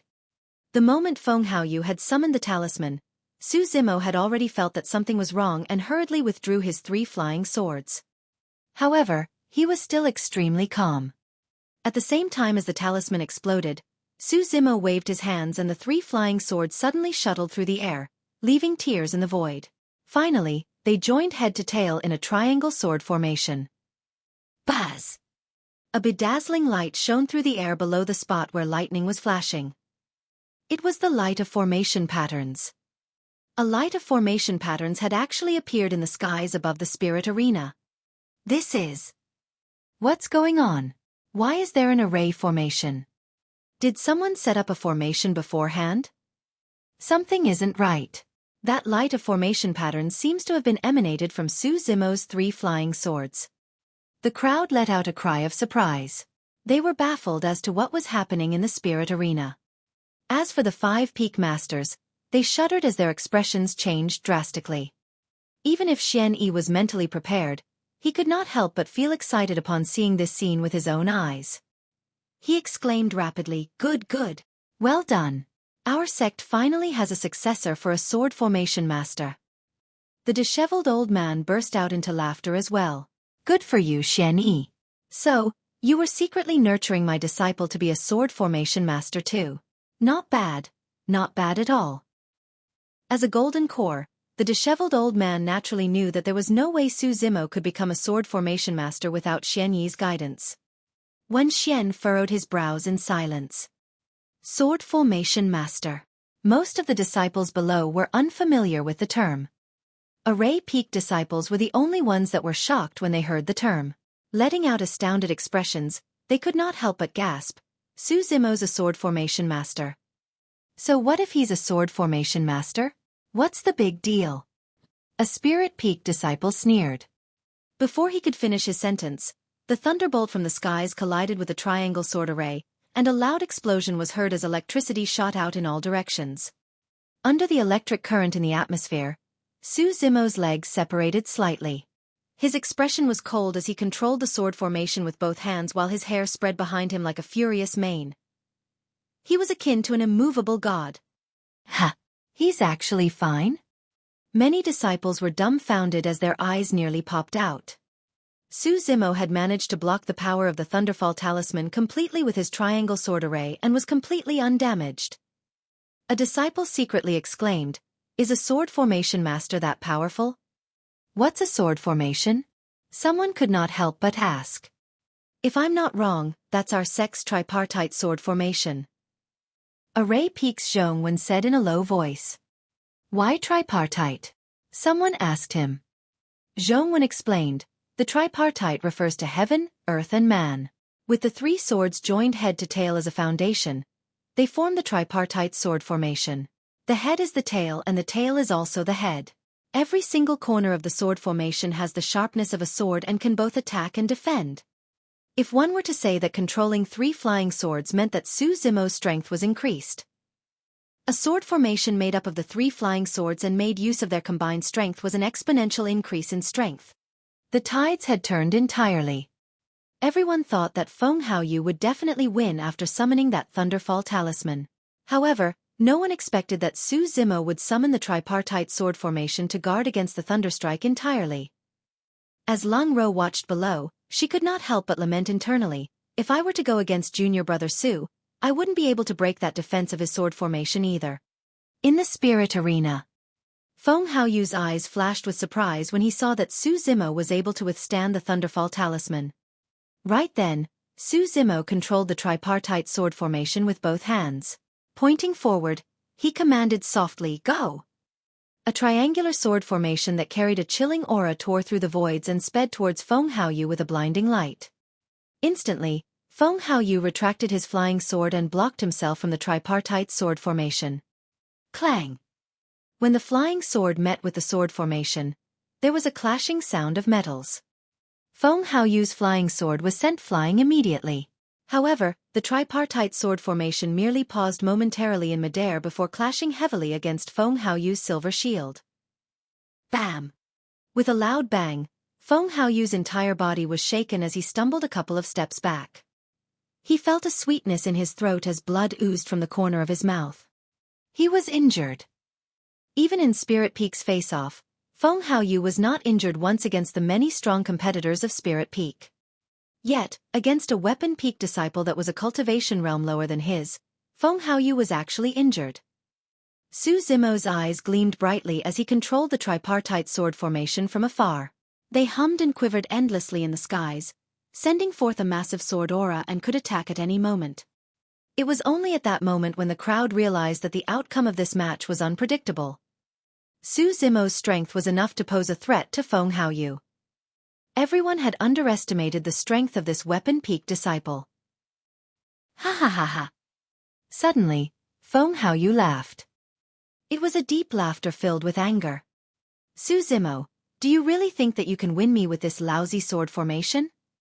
Taking a deep breath of air, Feng Haoyu said word by word, Today, I'll let you experience the sect's secret skill and let you understand my true strength.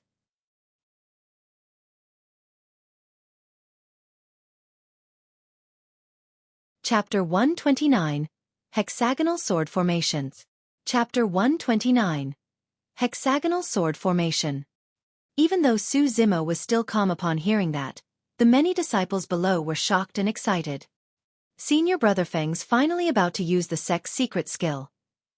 I heard that it's one of the 3 major secret skills, Ethereal Sword. Through the ethereal planes, the sword is nowhere to be seen. Ethereal Sword is one of the strongest sword kinesis skills within our great Zhou dynasty. Finally, we'll get to see it today. Most of the people present were trial disciples of the 5 peaks, who usually would not have a chance to catch a glimpse of the sect's secret skills. Right now, their eyes were all widened in anticipation. The disheveled old man frowned. He looked at Wen Xian and said in a deep voice, Let's stop the battle here and consider it as a draw between both parties. In all fairness, for Feng Haoyu to have to use the sect's secret skills against Su Zimo, he had already lost in the first place. That was because most normal trial disciples would not have the rights to learn Ethereal Sword. The disheveled old man's suggestion at this point was already a compromise on his end. Wen Xian pondered for a short moment before shaking his head. At this point, how can we appease the masses if a victor is not decided? Wen Xian, is it because you're indignant that Feng Haoyu was unable to win this? The disheveled old man was a little angry. Yes. Wen Xian turned to the disheveled old man and replied, The 3 of you have been teaching Su Zimo how to refine elixirs, weapons and imparting sword formations to him. I can let that slide. However, Feng Haoyu is a disciple of Spirit Peak. I can't let him lose in a battle. That is a concern of my peak's glory. You. The disheveled old man hesitated. Wen Xian waved it off. I'm never wrong in my judgment of people. Haoyu is the future hope of our sect. At the end of the day, the legacy of our sect is not about elixir or weapon refinement. True strength is what matters. Right then in the spirit arena, Su Zimo said something that interrupted the argument between the disheveled old man and Wen Xian. The sect's secret skill? Su Zimo laughed and shook his head.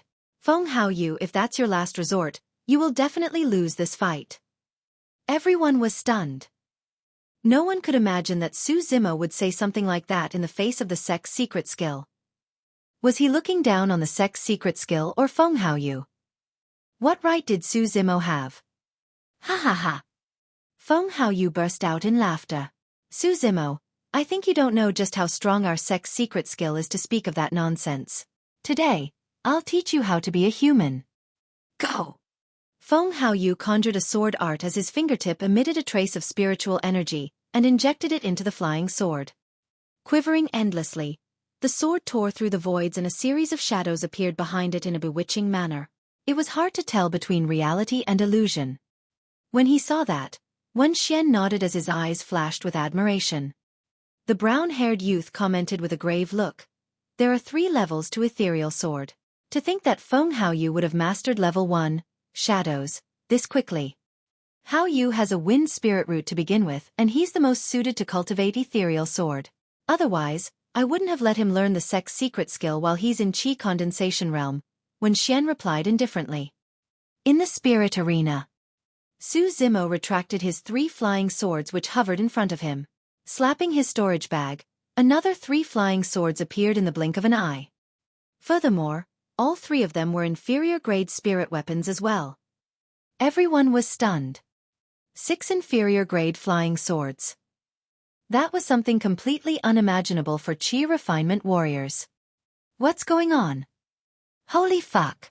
How is Su Zimo taking out inferior-grade spirit weapons 3 at a time? How is he obtaining them so cheaply? Most of the cultivators watched with widened eyes as their jaws nearly dropped to the ground. Many disciples were already envious over Su Zimo's previous summoning of 3 inferior-grade flying swords. Now that he summoned yet another 3, most of them could not take it any longer.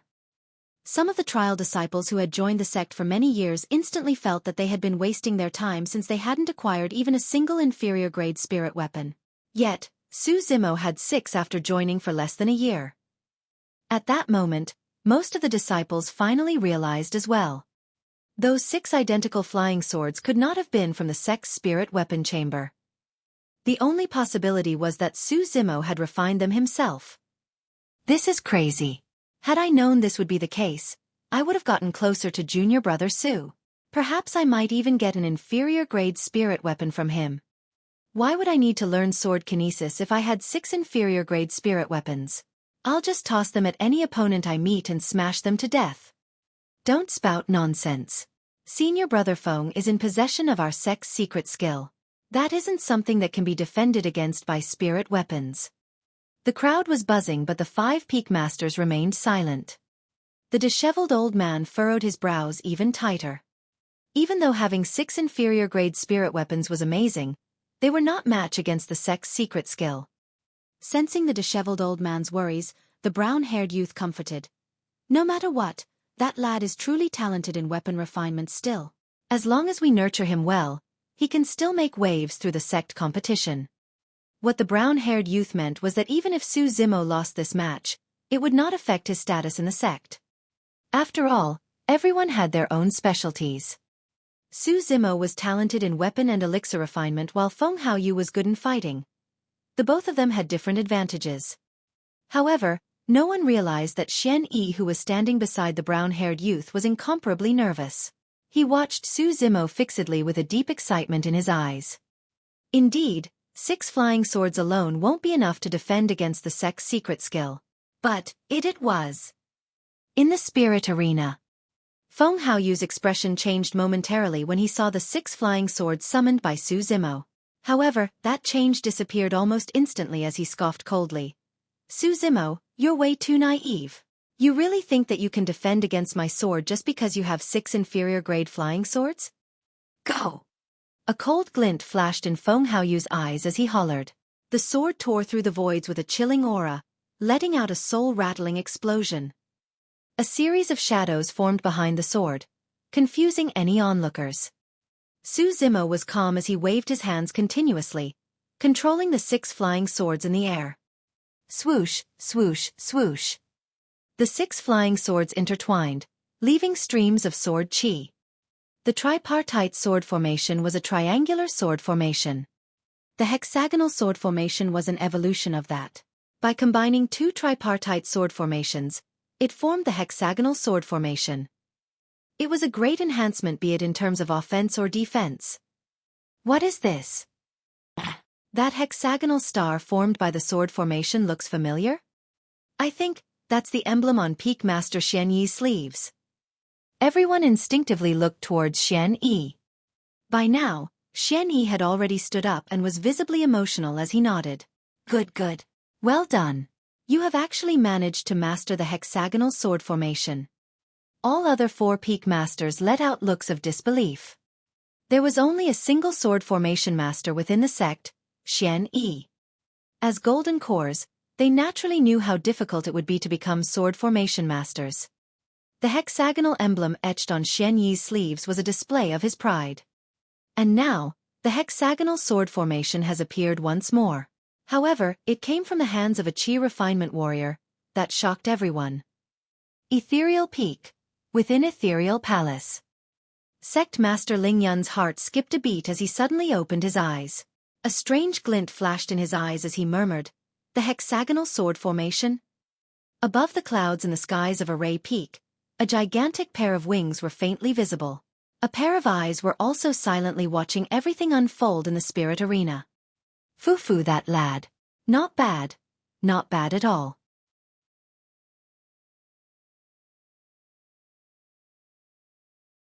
Chapter 130. Defeat? Forced Foundation Establishment. Chapter 130.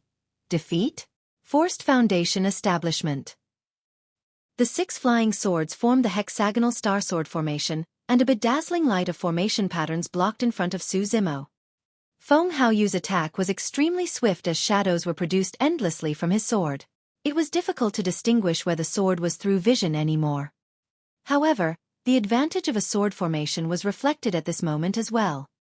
The sword formation formed by 6 flying swords was enough to block Su Zimo's body entirely. Feng Haoyu's attack that came right for him would definitely hit the sword formation. Clang! True enough. A crisp sound was produced when Feng Haoyu's flying sword struck the sword formation. Both sides exerted their strength. Break it! Feng Haoyu controlled the flying sword and injected spirit chi continuously. His eyes were wide with anger as his body trembled. He was using his full strength to break the hexagonal sword formation's defense. Behind the sword formation, Su Zimo was calm as usual. He pushed his hands forward and twisted them. The light of the formation pattern shone. Instantly, the hexagonal sword formation spun and sent Feng Haoyu's sword flying in the blink of an eye. It's impolite not to reciprocate.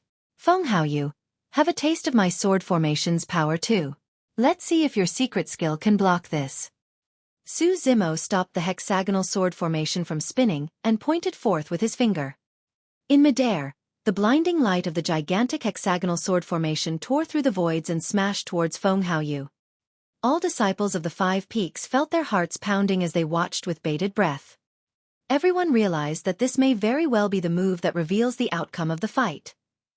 At that moment, the 5 peak masters were solemn as well. The hexagonal sword formation was considered as a grade 2 formation. Even with the sect's secret skill, Feng Haoyu was unable to face the might of the hexagonal sword formation head-on.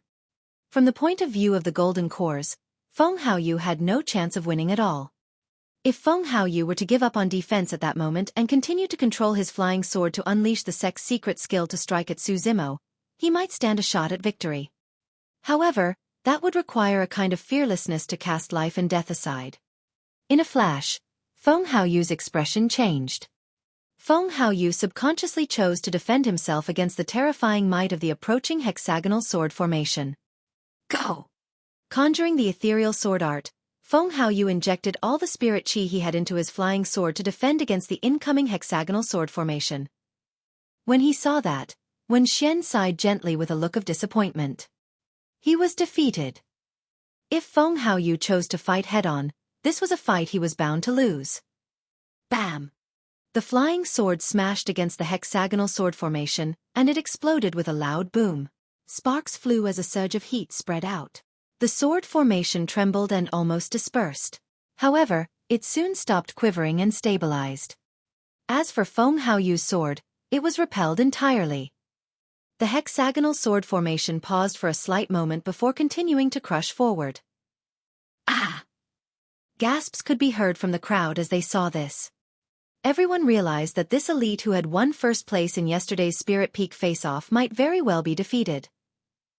Right then, Feng Haoyu reached inside his storage bag and swallowed a chi rejuvenation elixir.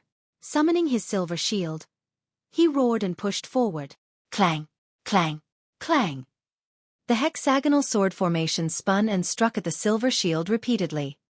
With every single strike, Feng Haoyu would be knocked a step back and his face would turn friendlier while his body trembled violently. Bang! The hexagonal sword formation was finally dispersed. At the same time, Feng Haoyu was also sent flying. He fell from the spirit arena and rolled a couple of times on the ground. Clothes filled with mud, he looked extremely wretched. Wen Xian closed his eyes. The disheveled old man heaved out a long sigh of relief. There was silence in the crowd. After a while, little Fatty waved his fists and let out a cheer. Xueqi and the others looked excited and could not suppress their excitement. A Weapon Peak disciple had defeated the number 1 of Spirit Peak. This was something that had never happened in the thousands of years of history of the sect. Furthermore, it was a defeat with a level difference. Many Spirit Peak disciples were silent as they lowered their heads dejectedly. Looking at Feng Haoyu who was crawling up from the ground, their expressions were complex. It wasn't because the number 1 of Spirit Peak this year wasn't strong enough. On the contrary, the number 1 of Spirit Peak this year was much stronger than previous years because Feng Haoyu was already cultivating the sect's secret skill while being in Qi condensation realm. However, to their helplessness, Weapon Peak had produced an even more terrifying disciple. A genius in both elixir and weapon refinement, he even became a sword formation master and managed to release a grade 2 sword formation, taking down Feng Haoyu in a single move. It was said that Qi refinement warriors' fighting techniques were relatively simple. However, this fight was full of twists and turns with both parties revealing their trump cards. It was truly an eye-opener for many disciples. Su Zimo put away his flying swords and his expression showed a hint of exhaustion. Even though a sword formation was strong, controlling 6 flying swords at the same time drained a lot of spirit qi. By now, the spirit qi within his body had dried up. Fu. Right then, a sinister laugh sounded from beneath the spirit arena, attracting countless gazes. I haven't lost yet. Feng Haoyu slowly stood up with blood still oozing from the corner of his mouth. His expression was deranged and his eyes were filled with madness. Just as Su Zimo was about to leave the spirit arena, he heard that statement. He paused in his tracks and frowned, looking over. Feng Haoyu retrieved a jade bottle from his storage bag and poured out a pill. Rearing his head, he swallowed it before declaring coldly, Su Zimo, you will definitely lose today. What is that? I think it's a foundation establishment elixir. Senior brother Feng is trying to forcefully reach foundation establishment. When he saw that, the disheveled old man stood up and said grimly, Wen Xian, aren't you going to stop him? The 5 Peaks face-off is a spar between cultivators of the same realm. If Feng Haoyu were to reach a foundation establishment realm before fighting Su Zimo, what would that amount to? Wen Xian closed his eyes and struggled inwardly, looking hesitant. He knew that even if Feng Haoyu managed to defeat Su Zimo as a foundation establishment cultivator, it wouldn't be a glorious victory. However, Feng Haoyu might not ever recover from this blow of defeat if he lost this battle. This was someone that he had chosen and even regarded as the future of the sect. Wen Xian couldn't bear it. Xueqi also persuaded, let the battle end here. This is against the rules. When he heard that, Wen Xian opened his eyes suddenly and yelled, what are rules? This is not a fight for the 5 Peaks face-off, it's a personal feud between the both of them. Even if Haoyu becomes a foundation establishment cultivator, that's his own strength. Also Xueqi. The hexagonal sword formation is a grade 2 formation. Who are you to talk about rules by imparting it to Su Zimo beforehand? Xueqi frowned and shook his head. The reason why I imparted Su Zimo the hexagonal sword formation was because he had the right to learn. Actually, Xueqi's statement had already vaguely revealed who the challenger who cleared the 10 formations pagoda was. However, in the heat of the moment, both Wen Xian and the disheveled old man did not think too much of it, and naturally could not comprehend the hidden meaning behind Xueqi's words. Wen Xian flicked his sleeves and said, if not for the hexagonal sword formation, Su Zimo would have been defeated by now. Since he was the one who broke the rules first, who's to stop Haoyu from fighting Su Zimo again after advancing to be a foundation establishment cultivator? Wen Xian, are you crazy? The disheveled old man could not help but scold. What's there to fight if Feng Haoyu advances to become a foundation establishment cultivator? Why don't you go and fight a nascent soul-perfected lord then? The disciples of the 5 Peaks below were dumbfounded. for the Peak Masters to argue over a fight between Qi refinement warriors. That was something that was even more exciting than the battle earlier. Alright, that's enough. All the disciples below are watching. Can you guys behave like the elders you are? The cold lady frowned and persuaded.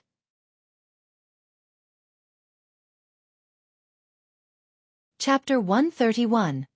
Not even at Foundation Establishment. Chapter 131.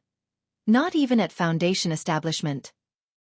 Feng Haoyu was long already at perfected Qi condensation, and could naturally advance to Foundation Establishment realm at any moment. However, he had not expected that he would make a breakthrough during his fight against Su Zimo. It seemed a little hasty. If it was anyone else, they might fail in their advancement to Foundation Establishment. However, Feng Haoyu was different. In terms of endowment or spirit root, he was the cream of the crop. Even though he was already injured, he had the confidence of reaching Foundation Establishment realm in one fell swoop after consuming the Qi Rejuvenation and Foundation Establishment elixirs. As the 5 Peak Masters argued, the medicinal essence of the Foundation Establishment elixir coursed through Feng Haoyu's body and surged into his dantian. Inside, his sea of Qi rumbled and spewed continuously. Through the power of the medicinal essence coupled with Feng Haoyu's control, the vast sea of Qi began to coagulate to the middle. The sea of Qi was shrinking within his body. However, the aura it emitted was even more terrifying. The difference between Qi condensation and Foundation Establishment was a huge leap. In the path of cultivation, every crossing of a realm would bring about a significant change to one's strength. This was the reason why things like defeating an opponent of different levels was mostly only possible within the same realm. When the difference is a realm apart, it was difficult to take down an opponent. That was also the reason why cultivators would have a change in title after a breakthrough in realm. Cultivators at Qi Condensation Realm were called Qi Refinement Warriors. As for Foundation Establishment cultivators, they were called Cultivator Warriors. At the Golden Core Realm, one could gain the title of a perfected being. From Qi Condensation to Foundation Establishment, the spirit Qi in the dantian would undergo a change in quality. Instead of Qi, it would be transformed to a liquid state. With that, the strength one possessed would be purer, more solidified and powerful. Using that as a basis, one could then learn and unleash the various types of power spirit arts in the cultivation world. Right now, that transformation was happening within Feng Haoyu's body. No matter how much the 5 Peak Masters argued, they were still rational towards this matter as none of them interrupted Feng Haoyu's breakthrough process. After all, Feng Haoyu's cultivation path may very well be crippled if he were to fail his Foundation Establishment breakthrough. That would imply the loss of a great genius. Standing in the spirit arena, Su Zimo did not make a move as well while he watched everything unfold. Everyone present was not fools. To be fair, if it was a life-and-death battle, Feng Haoyu would have already lost here. Which opponent would give their enemies a chance to break through? They would seize the opportunity and kill them on the spot. However, to everyone's bewilderment, Su Zimo was still extremely calm as though he was looking at something completely unrelated to him. An unknown period of time passed. The vast sea of Qi within Feng Haoyu's dantian disappeared, transforming into a drop of liquid. An even more terrifying aura spread out slowly, rippling through the crowd. From its size, that drop of spirit liquid was small. However, in terms of power, it was many times larger than the sea of Qi. Feng Haoyu let out a long sigh. By the time he walked back into the spirit arena, he had gone through a complete transformation. His aura was incomparably sharp with a torrential fighting spirit. Smiling, Feng Haoyu asked, Su Zimo, you don't have much spirit Qi left in you after controlling those 6 flying swords, right? Su Zimo did not reply and merely looked at Feng Haoyu silently. On the other side, Wen Xian and the disheveled old man were still arguing non-stop. The fight between Su Zimo and Feng Haoyu had become a battle between the 2 peaks. To Wen Xian, it no longer mattered if the fight was unfair to Su Zimo. Feng Haoyu was a disciple of Spirit Peak and this year's number 1 to boot. He must not lose. What Wen Xian did not realize was that his attitude provoked the injustice in Su Zimo's heart. Since you want to let Feng Haoyu win, very well. I'll have him lose. Not just a loss. I'll have him suffer a complete defeat. Feng Haoyu waved his sleeves and his flying sword that had fallen nearby turned into a stream of light, returning to his side. The mere act of summoning his flying sword left many disciples' hearts palpitating. It was too fast. Now that he was a Foundation Establishment cultivator, Feng Haoyu's sword kinesis speed was more than twice as fast. Coupled with the support of his wind attribute alongside the sect's secret skill, Ethereal Sword, which Qi Refinement Warrior could defend against Feng Haoyu's next attack. Defending aside, they may not even be able to dodge it. The disheveled old man laughed coldly. No longer arguing with Wen Xian, he declared loudly, "Su Zimo, let's not fight anymore. Since he wants the victory to be in Spirit Peak's name, so be it. It doesn't matter. Everyone knows who won or lost." With that, the disheveled old man left his seat and walked towards the spirit arena while remarking, "What an eye-opener. A Foundation Establishment cultivator actually has the cheek to fight against a Qi Refinement Warrior. Some people truly know no shame." Wen Xian's expression turned ugly. If Su Zimo had admitted defeat, he wouldn't have forced the fight to continue. When Feng Haoyu heard the disheveled old man's words, his cheeks burned with shame as well. Suddenly, Su Zimo laughed and asked, "Master, it's already embarrassing enough for Foundation Establishment cultivators to pick a fight against Qi Refinement Warriors. But, wouldn't it be even more embarrassing if they lose?" The disheveled old man froze for a moment and paused in his tracks. He did not understand what Su Zimo meant. Su Zimo clenched his fists. His eyes shone brightly as he declared loud and clear, "Feng Haoyu, let me tell you, even at Foundation Establishment, you can't beat me."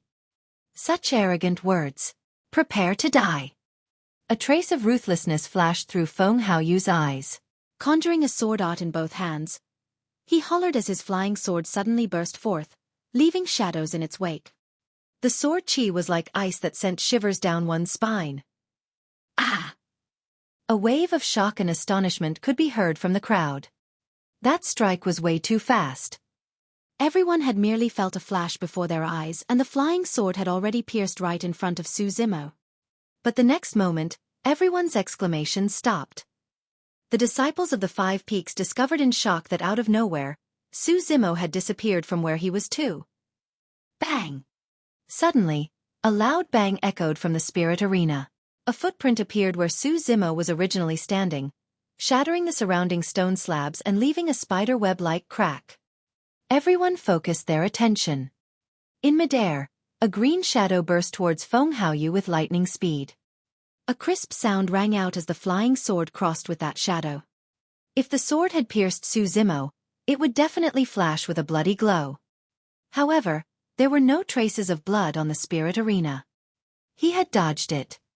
Su Zimo had actually managed to dodge an attack of a Foundation Establishment cultivator using the sect's secret skill. But, what was that crisp sound earlier on? The disciples of the Five Peaks below were unable to see clearly because the flying sword was too fast and Su Zimo's intercrossing with it merely lasted a split second. However, the Five Peak Master saw everything clearly. The moment Feng Haoyu struck with his sword, Su Zimo left his original position and charged towards the incoming sword. Right as the sword was about to stab him, Su Zimo suddenly made an extremely strange dodge in midair and barely avoided the flying sword. It was a mere centimeter gap. As for the crisp sound, it was because the flying sword had struck Su Zimo's sect badge on his waist.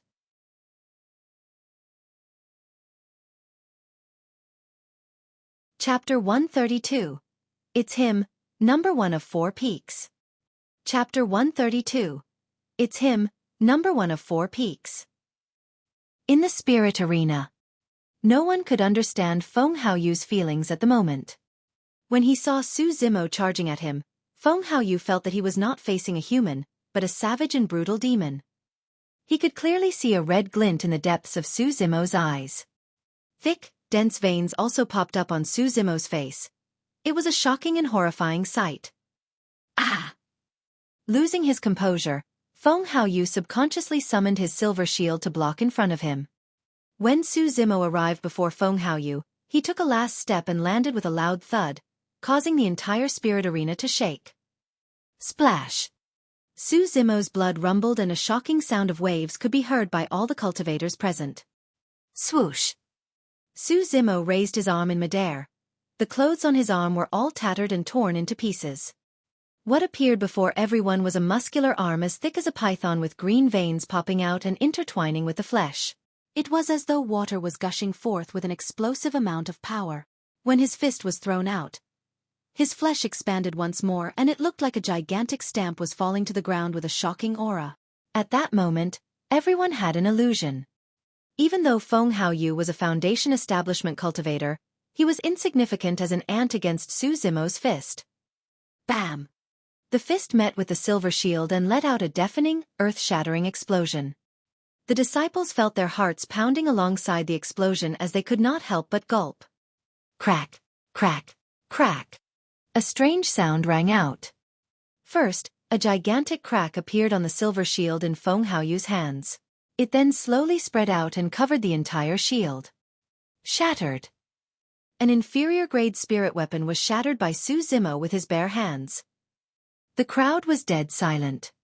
Everyone watched this horrifying scene with widened eyes and even forgot to breathe. Falling far away from the spirit arena, Feng Haoyu rolled a couple of times on the ground and coughed out blood. Closing his eyes, his face was pale and it was unknown if he was alive or dead. Things had ended just like that. Everything had changed so quickly that it caught everyone off guard.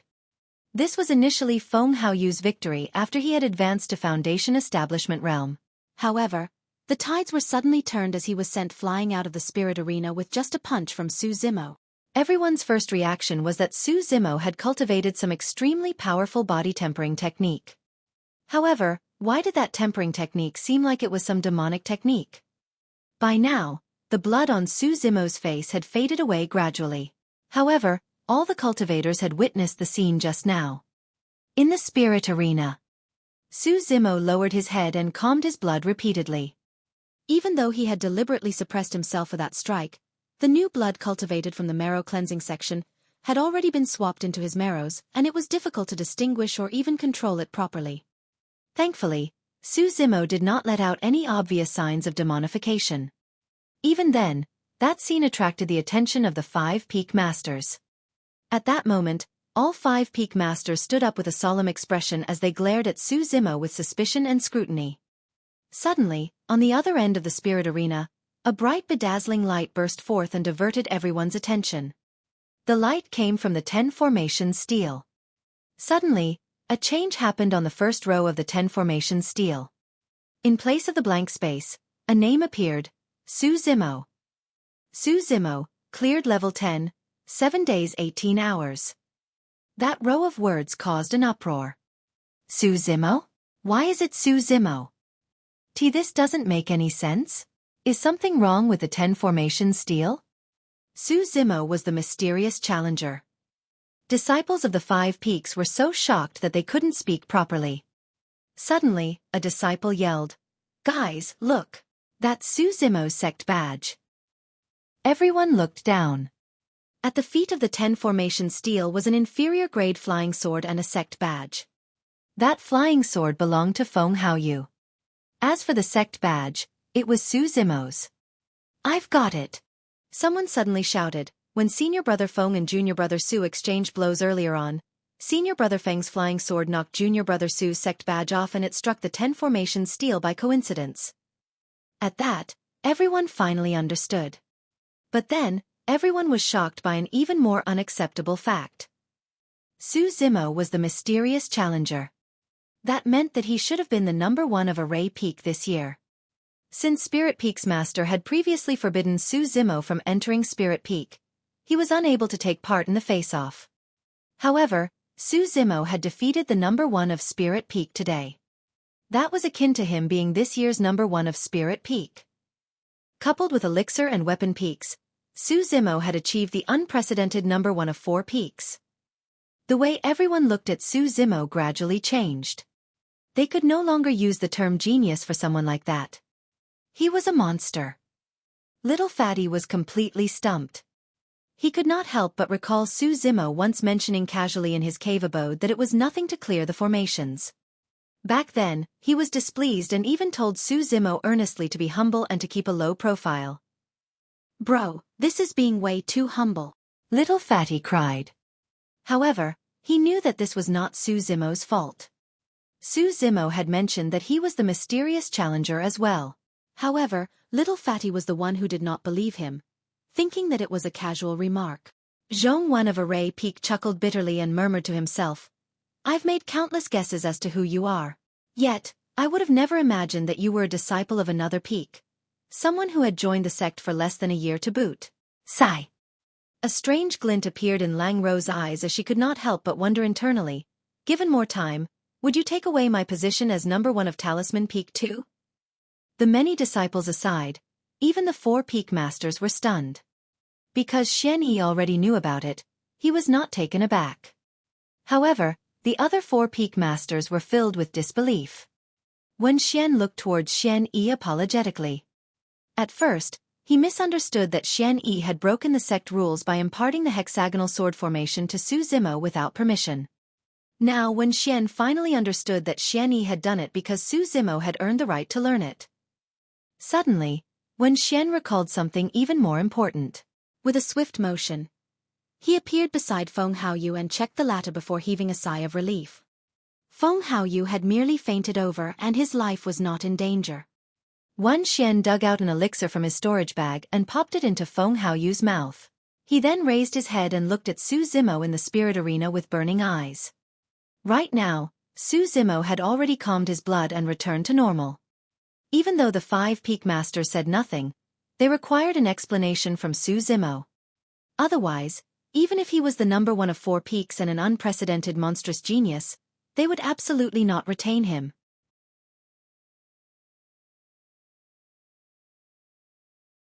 Chapter 133, Thunderclap Valley. Chapter 133, Thunderclap Valley. Regarding Su Zimo's matter, the 5 peak masters had a tacit understanding. He had cultivated some sort of body-tempering technique, and it was an extremely terrifying one such that he had the power to defeat an early-stage foundation establishment cultivator. But of course, it could not be denied that Feng Haoyu's foundation was unstable since he had just advanced to foundation establishment realm. Furthermore, he was unprepared.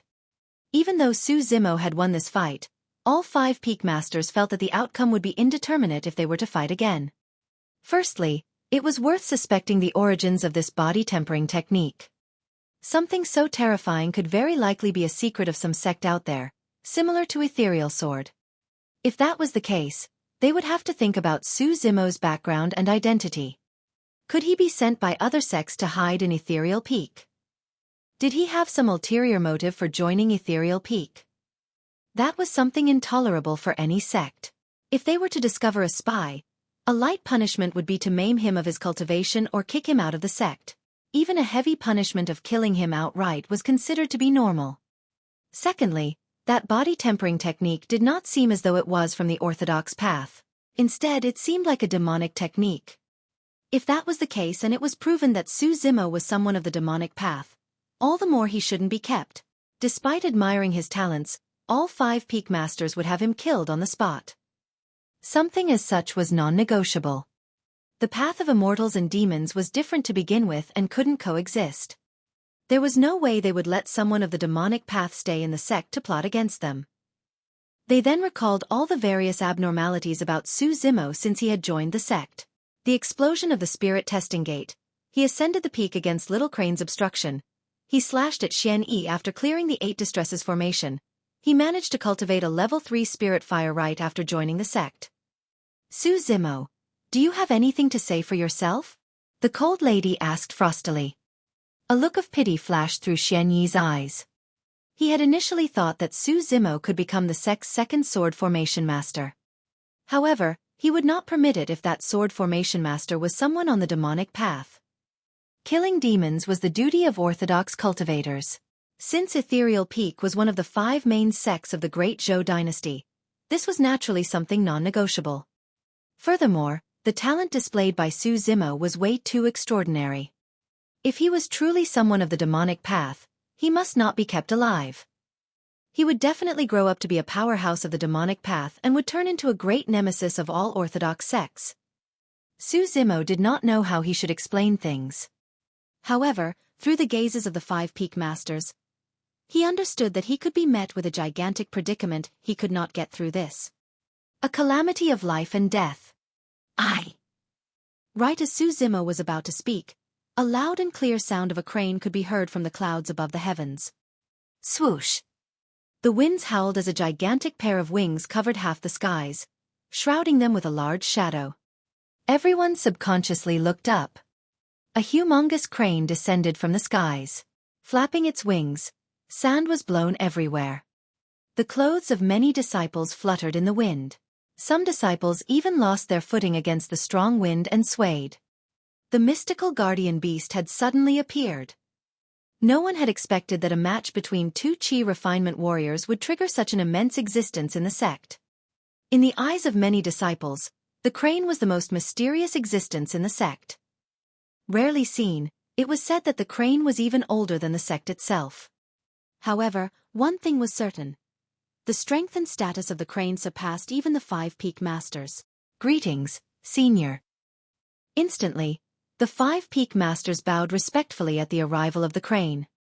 Hovering in midair, the crane did not move and swept its gaze across the crowd, finally fixing it on Zimo. Suddenly, it spoke in human language. Weapon peak disciple, Zimo, has resulted in chi deviation from his training. He shall be punished to an indefinite seclusion in Thunderclap Valley to reflect on himself. Everyone was stunned. The 5 peak masters were equally stumped. What surprised the 5 peak masters was that from the tone of the crane, it seemed as though it had no doubts about Zimo's background and was merely punishing him to reflect on himself in Thunderclap Valley. In other words, the crane was implying that Zimo had not cultivated demonic techniques. He had merely made a mistake in his path of cultivation, resulting in a chi deviation. However, the contradiction was that if Zimo's background and cultivation techniques were normal, there was no need to punish him at all, let alone send him to Thunderclap Valley to reflect on himself. If there was nothing wrong, why should he reflect on himself? If it was a mere chi deviation, all he had to do was to cultivate in seclusion within his cave abode with extra caution so that he could stabilize his foundation. Upon hearing the words Thunderclap Valley, the 5 peak masters exchanged strange glances. They simultaneously thought of someone. Trial disciples of the sect were no stranger to the Thunderclap Valley as well. Thunderclap Valley was a place between Ethereal Peak and the Back Mountains. The strange topography formed a mysterious valley where reverberating thunderclaps could be heard rumbling through the year. It wasn't a large place and it was barren. Every rainy day, it would even bring forth countless thunderbolts. Due to the thin presence of spirit chi alongside the endless thunderclaps, it was impossible for one to cultivate within. Being sent to Thunderclap Valley was a punishment akin to being kicked out of the sect. Suddenly, little Fatty recalled something and mumbled to himself, "It's over, it's over. I already told Bro that he should release Little Crane. This is bad. This big crane must be making use of this opportunity to punish Bro." Naturally, Little Fatty knew that Little Crane was trapped in front of Zimo's cave abode. Some disciples also recalled that Zimo had once bullied Little Crane before he entered the sect. Now that the sect's guardian had descended personally, they could not help but relate both matters. Hee, that Zimo sure is unlucky. He had just gotten first place of 4 peaks. Before he can do anything, he's already being thrown to Thunderclap Valley. Some disciples in the crowd laughed.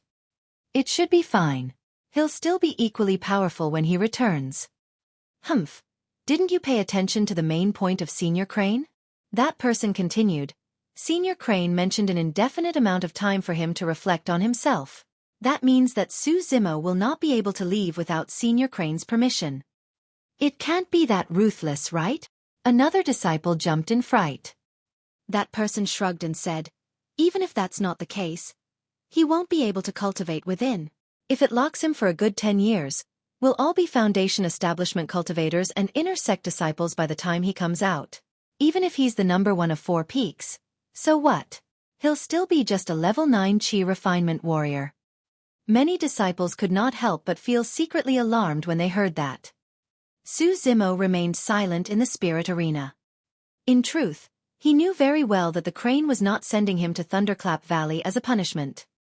If it wanted to punish him, it could have done so long ago and without any reason in fact. Why wait till now? Besides, Zimo had a vague feeling. The crane was doing this to save him. If it had not appeared, he would either be maimed of his cultivation, kicked out of the sect or killed on the spot. However, there was something that puzzled Su Zimo as well. If the crane merely wanted to save him, why send him to Thunderclap Valley? Why was it doing this?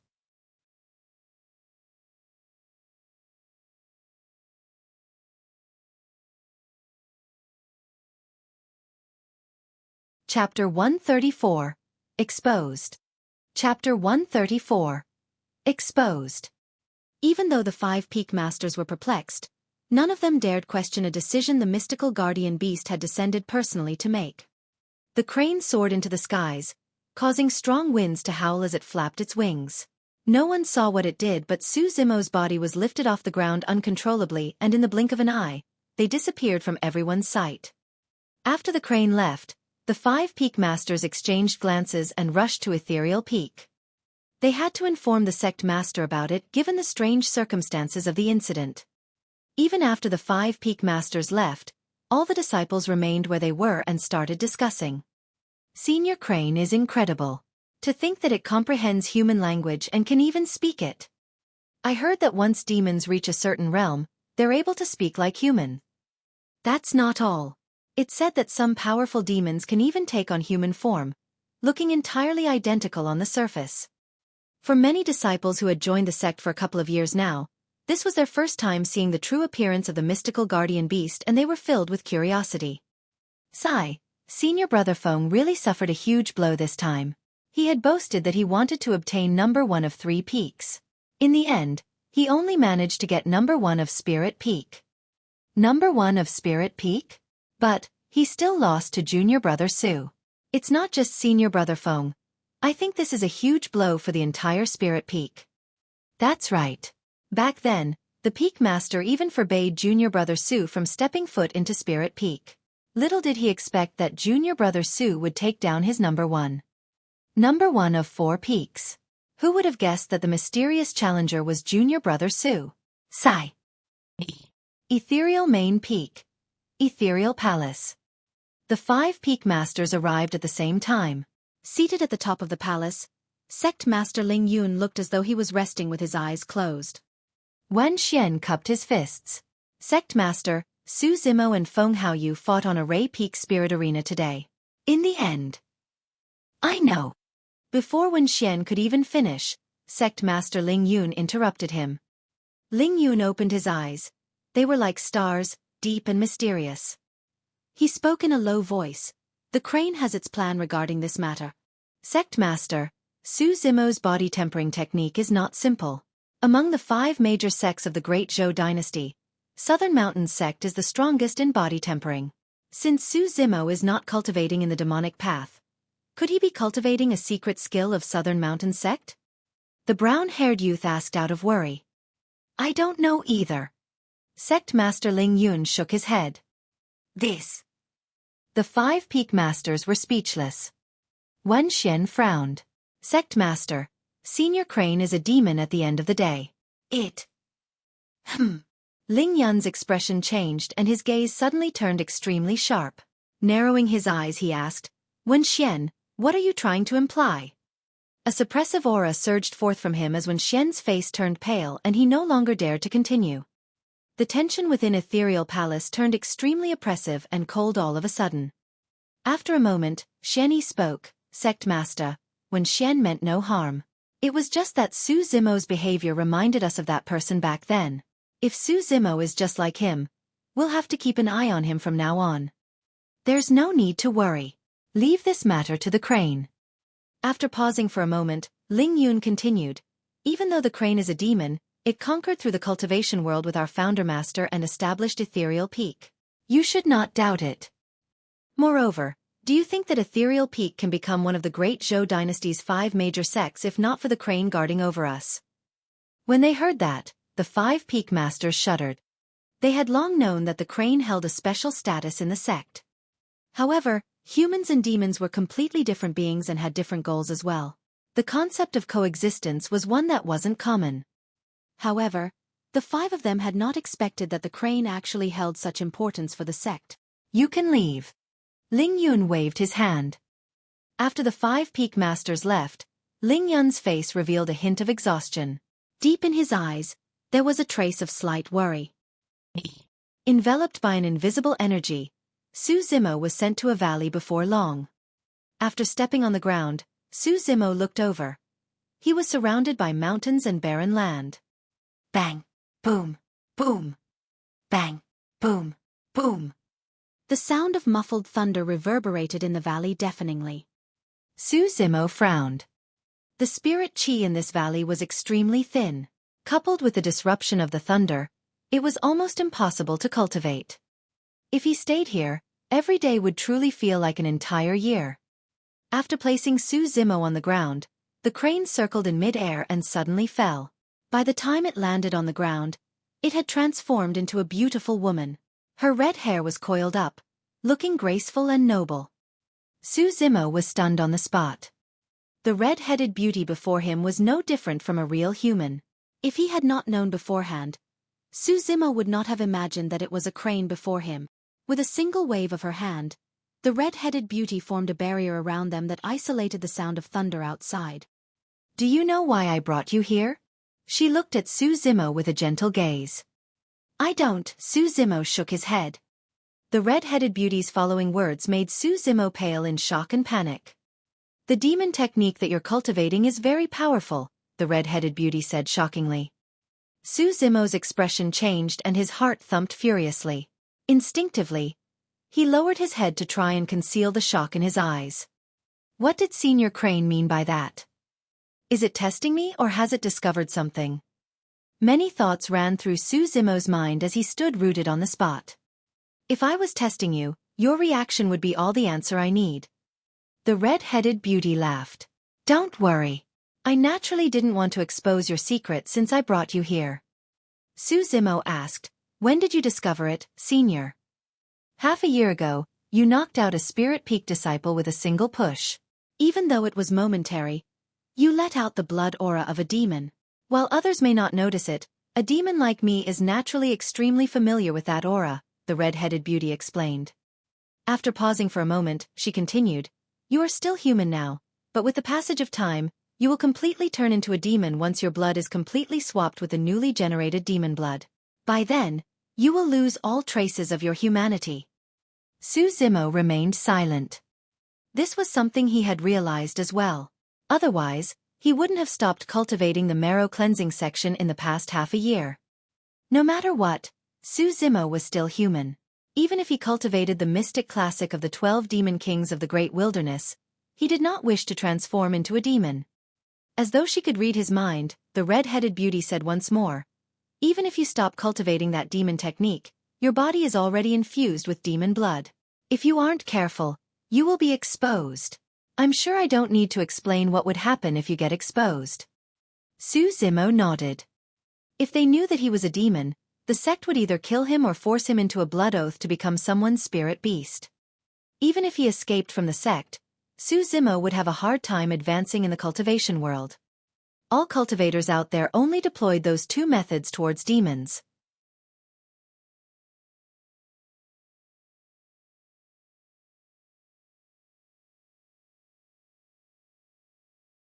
Chapter 135. He was here too. Chapter 135. He was here too. "I can help you hide it this time round. But, what about the next time?" The red-headed beauty's question suddenly gave rise to a doubt within Xueqi. He asked, "Senior, why do all cultivators possess such a deep hatred towards demons as though there's no room for negotiation?" When she heard that, the red-headed beauty froze for a moment. Her eyes revealed a reminiscent look as she sighed. The grudges between the two races have been going on for a long time. It can be traced back to the primordial era. Primordial era. That was the first time Xueqi had heard that word and he could not help but look confused. Primordial era. Those words exuded a desolate and tragic aura, filled with the vicissitudes of time. The red-headed beauty seemed to be filled with emotions as she murmured, "That was a magnificent era. Ancient in the past, many lives were born during that period and all races flourished with the humans among them. However, that era was a tragic period to the humans." For some reason, Xueqi felt his chest getting stuffy as though he was being suffocated by an invisible aura.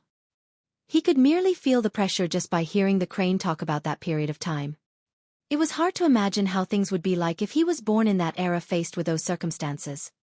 Sensing Su Zimo's abnormality, the red-headed beauty came back to her senses and shook her head.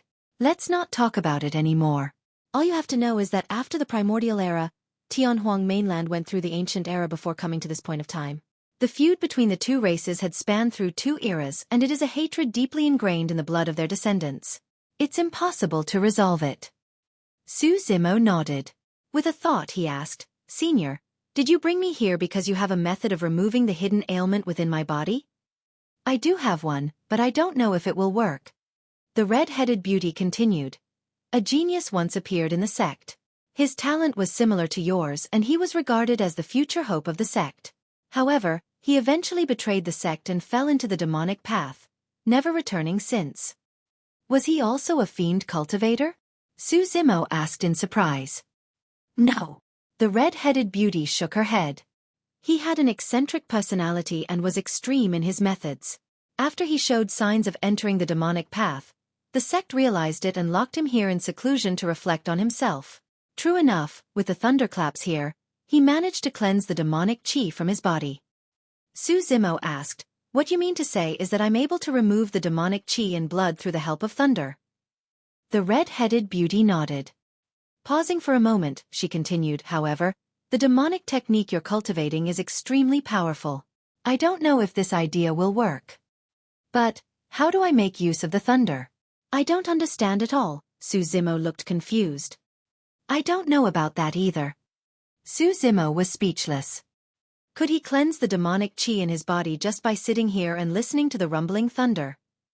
The red-headed beauty said once more, Thunder is one of the most ferocious types of energy and is extremely useful in suppressing demons. Beasts are innately afraid of fire while demons are innately afraid of thunder. Of all the powers, thunder reigns supreme. Su Zimo roughly understood. The crane meant that he might be able to get rid of the hidden ailment in his body with the help of the power of thunder. It was only a direction she was providing for him to work on. As to how to resolve it, she did not know entirely either. Right then, Su Zimo's heart stirred. He remembered something. After the weapon peak face-off, he had obtained the mystic gold silk armor. From the disheveled old man, he found out that the owner of the mystic gold silk armor was once a horrifyingly powerful being in the sect back then and was invincible across the Foundation establishment and Golden Core realms. However, the disheveled old man was unwilling to reveal more about that man as though he had some reservations. Suddenly, Su Zimo asked, Senior, the genius that you mentioned.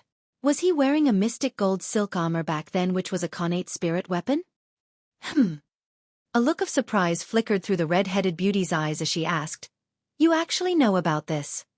Bingo! The powerful being mentioned by the disheveled old man was the same genius the crane was referring to. Senior, can you share with me about this person's past? Su Zimo suddenly felt a strong sense of curiosity towards this person. It's actually nothing much. The red-headed beauty chuckled. Ever since the sect set up the 8 Distresses formation, you were the second person to endure through it. He was the first. Su Zimo nodded. He had heard the disheveled old man mention this previously. Do you know how he managed to endure through it? The red-headed beauty asked. I don't know. The 8 Distresses formation is an illusion formation. In it, you will encounter countless people, many of whom will be your dearest kin. You will also experience life, death, illness, the 8 distresses of life. And that person. At that point, the red-headed beauty paused for a moment before continuing. He killed everyone he encountered within the illusion formation. Ah! Su Zimo was shocked and could not help but exclaim. Those who are trapped in the 8 distresses formation will not realize that they were in an illusion formation because everything they encounter would be too real. However, that person killed everyone in the illusion formation. How terrifying was that? Could it be that he has already discovered that he was in an illusion formation? Su Zimo asked.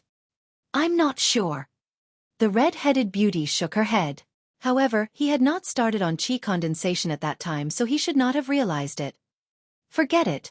These are all history of the sect. Just listen with a pinch of salt. The red-headed beauty said, I vaguely guess that you intend to cultivate both the immortality and demonic path in the future. However, That is a path no one had taken before and the future is unknown. The hidden ailment in your blood right now is only one of many. As you raise your cultivation realm, you will encounter even more trouble in the future, sigh. Zimo was also aware of this. Right now, it was the wisest choice to stop cultivating the mystic classic of the 12 demon kings of the great wilderness. However, that cultivation technique held a special meaning to him. It was this technique that had changed Zimo's life. In fact, it even changed the fates of many people around him as well. Most importantly, Dai Yu had imparted it to him. At the thought of Dai Yu, Zimo could not help but compare her with the red-headed beauty before him. Dai Yu should be a demon as well. Even though both of them could take on human form, Zimo did not know whose cultivation was higher. Senior, if a person is born without a spirit root, are you able to help them plant one? Zimo took a different approach instead of asking directly. After all, he did not know what cultivation realm Dai Yu and Senior Crane before him was at. Plant spirit root. The red-headed beauty smiled. It's not just me, I don't think anyone in the entire Tianhuang mainland can do such a thing. Spirit root is something you are born with. If you don't have it, you don't have it. Being able to plant a spirit root into someone artificially is equivalent to changing that person's fate against the heavens. Who in the world can change anyone's fate? The red-headed beauty chuckled again. Perhaps even perfected immortals can't do that.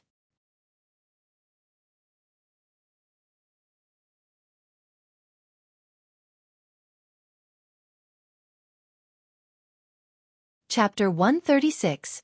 Void Thunder Manuals. Chapter 136. Void Thunder Manual. Zimo did not know what a perfected immortal was. However, he understood one thing. Dai Yu was stronger than Senior Crane. Much, much stronger.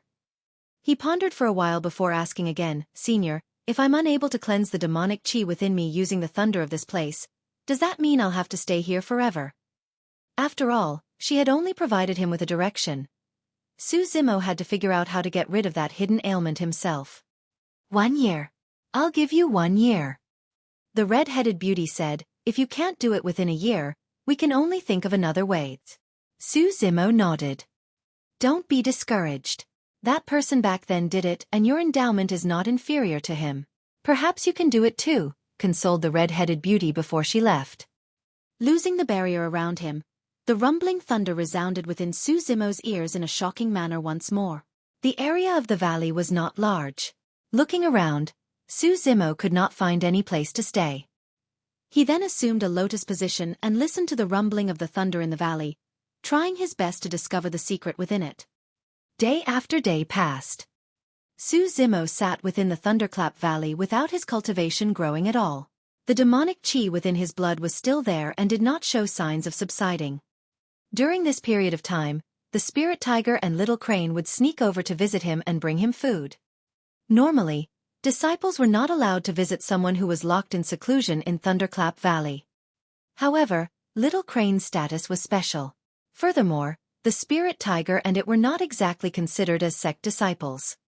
Even though little crane was trapped by Zimo in a formation previously, it had gained quite a bit of benefits from the elixirs. In addition, seeing how pitiful Zimo was caused its attitude towards him to change entirely. In the blink of an eye, a month passed. Within Thunderclap Valley, Zimo opened his eyes and sighed gently. He still had no clue. If he were to carry on like this, he wouldn't be able to come up with anything even in 10 years, let alone a single year. Seems like that powerful being in the past is much stronger than I am. Zimo laughed in a self-deprecating manner. At the thought of that person, Zimo took out the mystic gold silk armor from his storage bag. Because there was no one else in Thunderclap Valley, he was not afraid of being seen.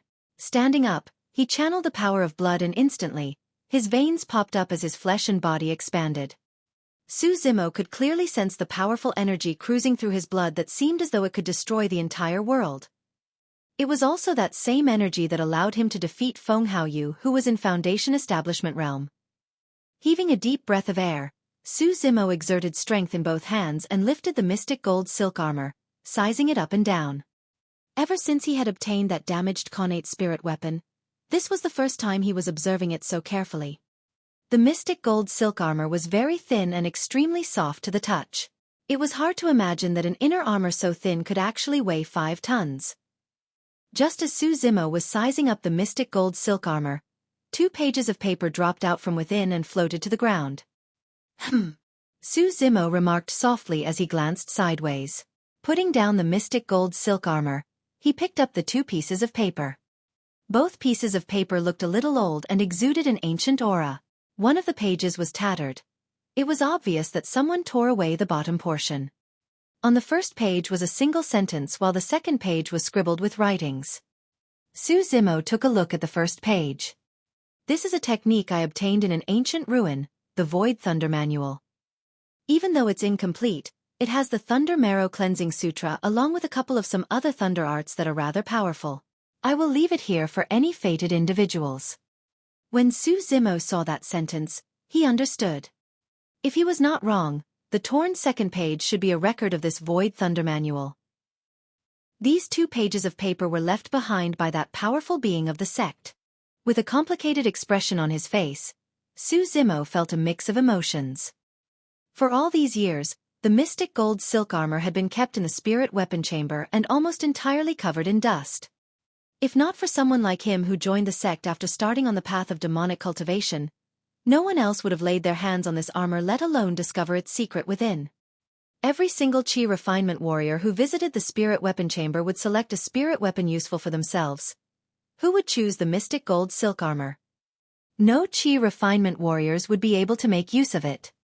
Even for golden cores who had cultivated body tempering techniques, they wouldn't be interested in a broken Connate spirit weapon as such given their strong bodies. However, Su Zimo was able to refine his own inferior-grade spirit weapons and as such, he was not interested in anything else in the spirit weapon chamber.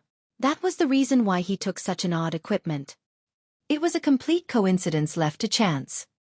The last 2 words of the sentence, fated individual, did seem rather appropriate at this moment.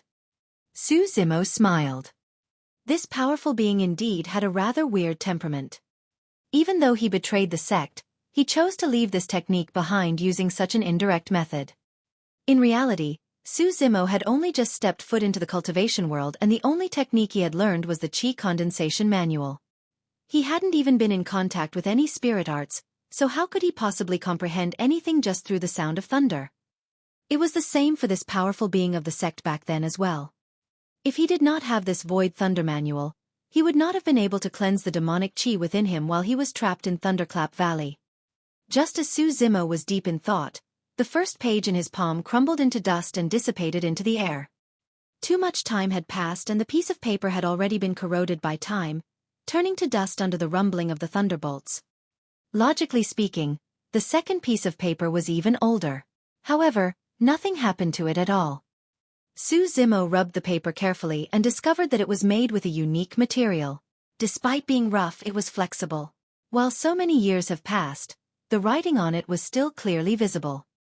Looking at the bottom part of the paper which was torn, a thought suddenly struck Su Zimo as he exerted strength in both hands and pulled the paper. It did not budge an inch at all. Right now, Su Zimo was in a demonic state and his strength was enough to even break a pseudo-spirit weapon apart. However, the paper was completely intact. Ancient ruin. Suddenly, he recalled this point that the powerful being made in his message and fell into deep thought. Through Senior Crane, Su Zimo knew that Tianhuang mainland had been through 2 eras, primordial and ancient. Since it was an ancient ruin, this Void Thunder Manual was very likely a technique left behind from the ancient era. Su Zimo's eyes lit up. In the ancient era, the paper alone that contained this Void Thunder Manual was already extraordinary. If so, this technique must be incredible as well. He started looking at the page of paper. The first line of words, Thunder Marrow Cleansing Sutra. When he saw those 4 words, Su Zimo nodded. What he was cultivating right now was the marrow cleansing section of the mystic classic of the 12 demon kings of the great wilderness. This page detailed another marrow cleansing sutra as well. The combination of these 2 sutras could very likely resolve the hidden ailment within his body. Suppressing the excitement in his heart, Su Zimo began cultivating the Thunder Marrow Cleansing Sutra in the midst of the rumbling thunder.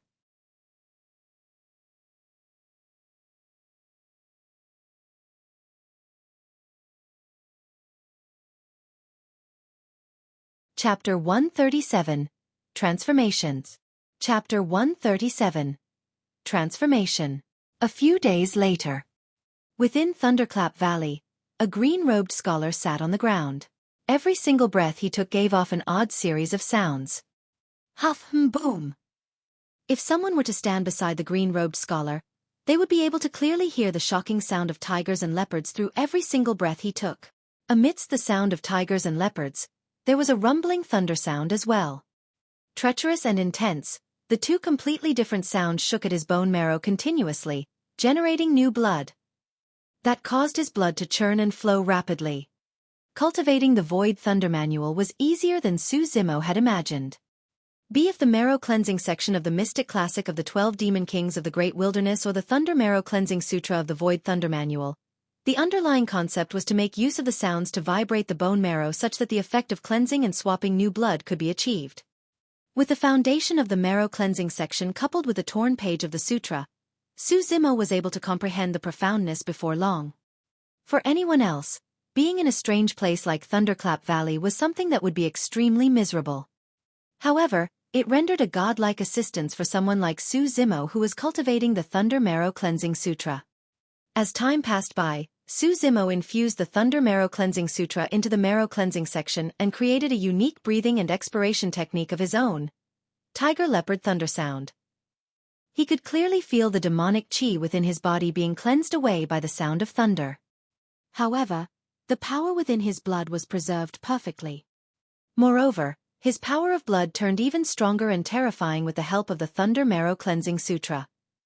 In just a month, Su Zimo had already achieved lesser mastery with the Marrow Cleansing section. According to the Mystic Classic of the 12 Demon Kings of the Great Wilderness, a lesser mastery of the Marrow Cleansing section enables the user to kill an early-stage Foundation Establishment cultivator with ease. In fact, they can even stand against mid-stage Foundation Establishment cultivators. However, Su Zimo's circumstances were different. Since the Thunder Marrow Cleansing Sutra enhanced his power of blood with an additional ferocious, thunderous power, he could even hold his own against late-stage Foundation Establishment cultivators. But of course that was in terms of pure brute force. Strength was only one of the factors in a fight between cultivators. In the blink of an eye, Su Zimo had spent 3 months in Thunderclap Valley. To his delight, most of the demonic chi within his blood had been cleansed in this period of time. The new blood generated by cultivating the Tiger Leopard Thunder Sound would contain demonic chi. However, it would be cleansed away by the thunder sounds at the same time. From now on, Su Zimo could not only continue to cultivate the Mystic Classic of the 12 Demon Kings of the Great Wilderness, he could even activate his power of blood without any additional considerations. This was going to be his greatest trump card. From this day forth, Su Zimo wore the mystic gold silk armor under his green robes and underwent arduous cultivation in Thunderclap Valley bearing the heavy load. Initially, he was not used to it. Wearing the mystic gold silk armor was akin to carrying a mountain on his back. It was extremely difficult to move or dodge, much less cultivate the multiple killing techniques of the Mystic Classic of the 12 Demon Kings of the Great Wilderness. However, as time went by, his power of blood became stronger and Su Zimo gradually adapted to things. All of his motions soon looked identical to how he normally was. Even if anyone saw him again, they would not notice that he was actually wearing an inner armor that weighed 5 tons. An intense cultivation as such had clear effects on the tempering of his skin, flesh, tendons and bones. His body tempering, tendons transformation, bone strengthening and marrow cleansing sections all made progress at the same time. But of course, that was not the only surprise the ancient technique of the Void Thunder Manual brought for Su Zimo. On the torn page, there were also a few other thunder arts. Initially, Su Zimo paid no attention to them. After all, thunder arts were a type of spirit art. Because he had not reached Foundation Establishment realm yet, his spirit chi had not transformed into spirit energy. As such, even if he learned them, he would not be able to unleash their potential. However, after cultivating the Thunder Marrow Cleansing Sutra, Su Zimo realized that there was a power of thunder within his blood. Hidden deep within his blood, that power did not belong to the scope of spirit energy. However, by making use of that power of thunder, Su Zimo was able to cultivate the thunder arts on the torn page as well as unleash them. This meant that Su Zimo was not able to unleash spirit arts that only Foundation establishment cultivators could use even as a Qi refinement warrior. Furthermore, they were thunder arts, the most powerful type of spirit arts. Since he did not have a thunder spirit root, Su Zimo was not as sensitive towards lightning, and it was difficult for him to cultivate in that direction as well. However, since he was in Thunderclap Valley, Su Zimo received the first thunder in spring. In the skies, a bolt of lightning flashed and coiled like a snake. It seemed to tear through the sky as it plummeted, bringing with it an aura of destruction. In order to better understand the power of thunder, Su Zimo decided to try and draw lightning into his body. This was an extremely dangerous act. Each time, Su Zimo's body was charred black from the electricity. His skin was split open and his body was covered in wounds. Even though he was wearing the mystic gold silk armor, he could not withstand it at all. Fortunately, Su Zimo's healing powers were astonishing after cultivating the mystic classic of the 12 demon kings of the great wilderness. He only needed a few days of rest to return to normal. Within this valley, Su Zimo suffered unimaginable torture and pain. He wanted to become stronger. Strong enough to take revenge for Xueqi, strong enough to stand tall in front of Shen Mingqi once more, strong enough to pursue in Dai Yu's footsteps. Each time Su Zimo wanted to give him, he would recall what Dai Yu told him. To become one of the greatest, you have to work on the foundation and be willing to take hardship and serve others. The path of cultivation was a heavenly defying act to begin with, not to mention cultivating the immortality and demonic path at the same time. From the moment he started on this path, Su Zimo was destined to suffer more hardships and pains than others. After cultivating the different thunder arts on that torn page, Su Zimo had memorized everything on that page in his mind. At the very end of that torn page, there was mention of a unique thunder art, Thunderclap Kill. Most thunder arts were released by the unleashing of the power of thunder. However, Thunderclap Kill purely made use of the power of the sound of thunder. The power of sound. The power of sound was something that was easily neglected, but it contained unimaginable power. Making use of sound to shake the bones and rejuvenate the marrow was a manifestation of the power of sound. At the end of the day, thunder arts required hand seals and activation of mental cultivation to release. However, the power of sound was an instantaneous power. If used properly in battle, it would produce an unexpected effect. It was a pity that someone had torn away the page and Su Zimo was unable to learn from the Thunderclap Kill section. However, back in Songlang Mountain Range, Su Zimo had witnessed a powerful spirit demon kill a spirit beast on the spot by erupting forth an indomitable roar. That memory was still fresh in Su Zimo's mind till this day and it gave him some inspiration. Time flew and in the blink of an eye, Su Zimo had spent half a year in Thunderclap Valley. To the sect disciples, they were certain that Su Zimo would definitely have a difficult time raising his cultivation since he was trapped in Thunderclap Valley. However, no one knew that he had actually undergone a complete transformation here. Even though his cultivation did not rise, his fighting strength had risen by more than twice.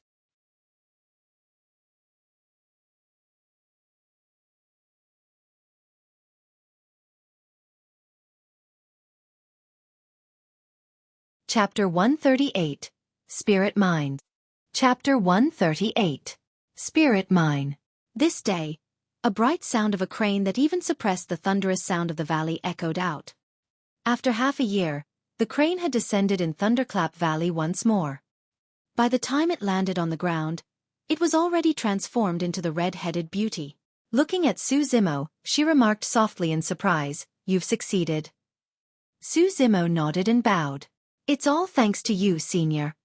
Even though she was not the one who gave him the Void Thunder Manual, Su Zimo would not have been in this place if not for her help half a year ago, let alone resolve the hidden ailment in his blood through the sound of thunder. "That's right." The red-headed beauty praised, "Let's go. There's no point in staying here anymore." With that, she swept her robes and left Thunderclap Valley, bringing Su Zimo with her. The wind howled in their ears and in the blink of an eye, both of them arrived in the skies above Weapon Peak. "Go on down. Try to raise your cultivation to Foundation establishment as quickly as possible to become an inner sect disciple."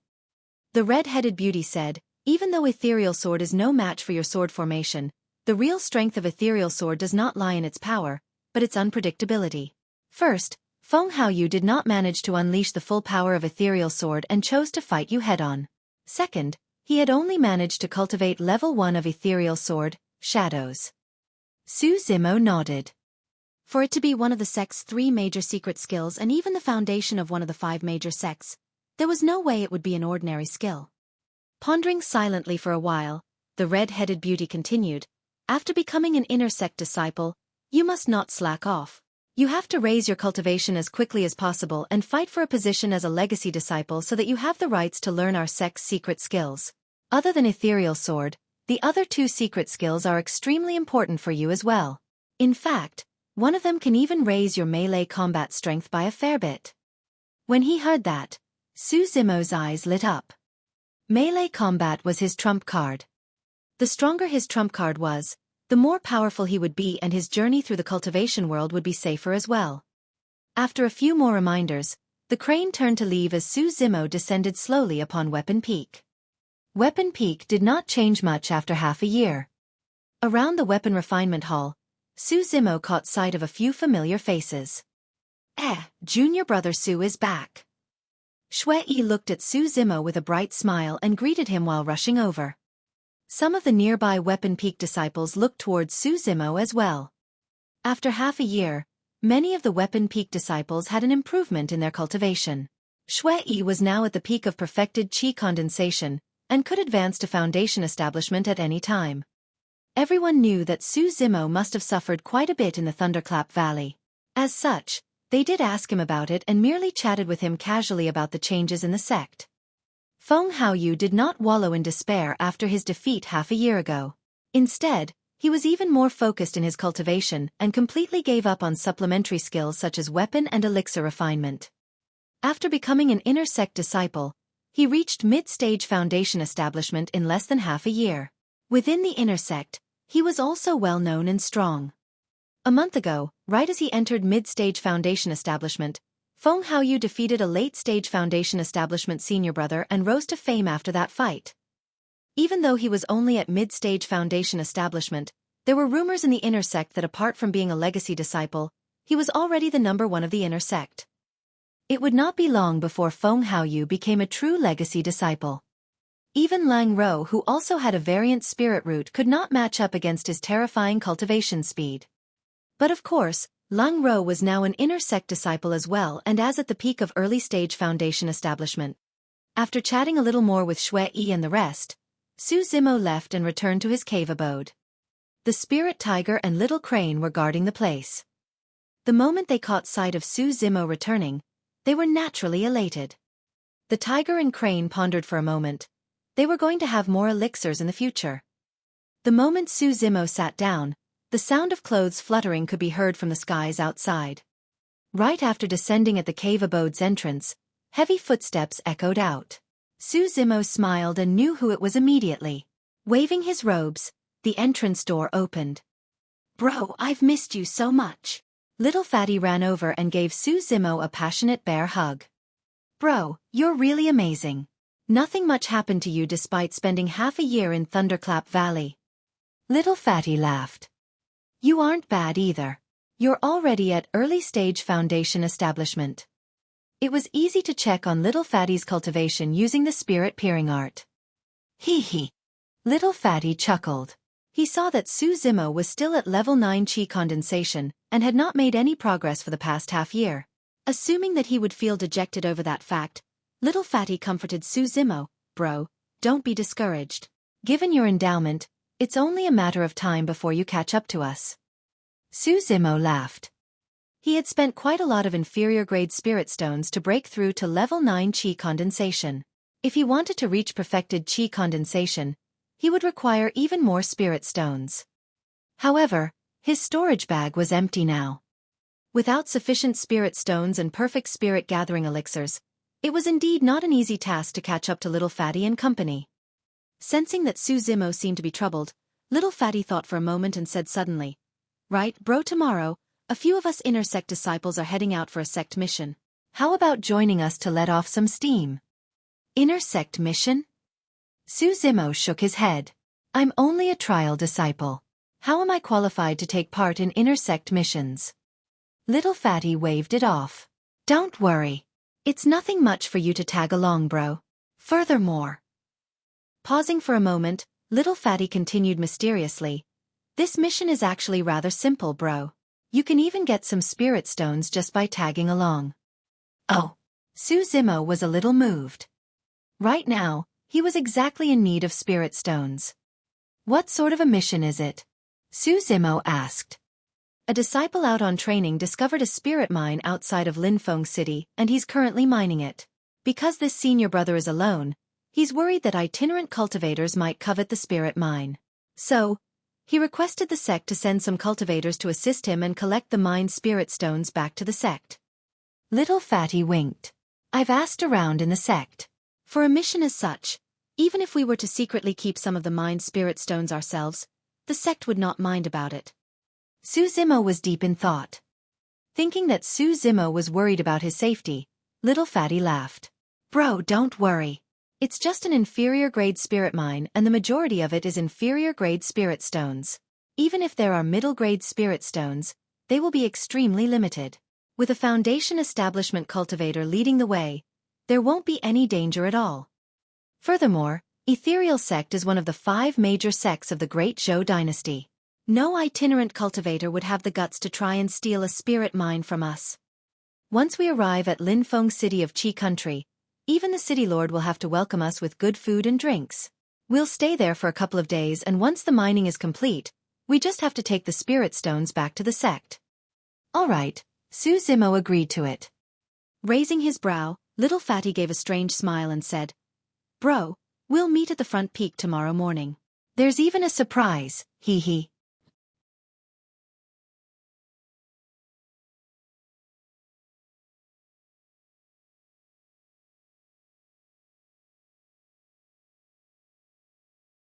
Chapter 139. A man's name grows like a tree's shadow. Chapter 139. A man's name grows like a tree's shadow. The next morning. From the main peak of Ethereal Sect, 4 Foundation Establishment cultivators rode on their flying swords, speeding towards the front peak. There were 3 men and 1 woman. Among the 4, the woman was the most eye-catching.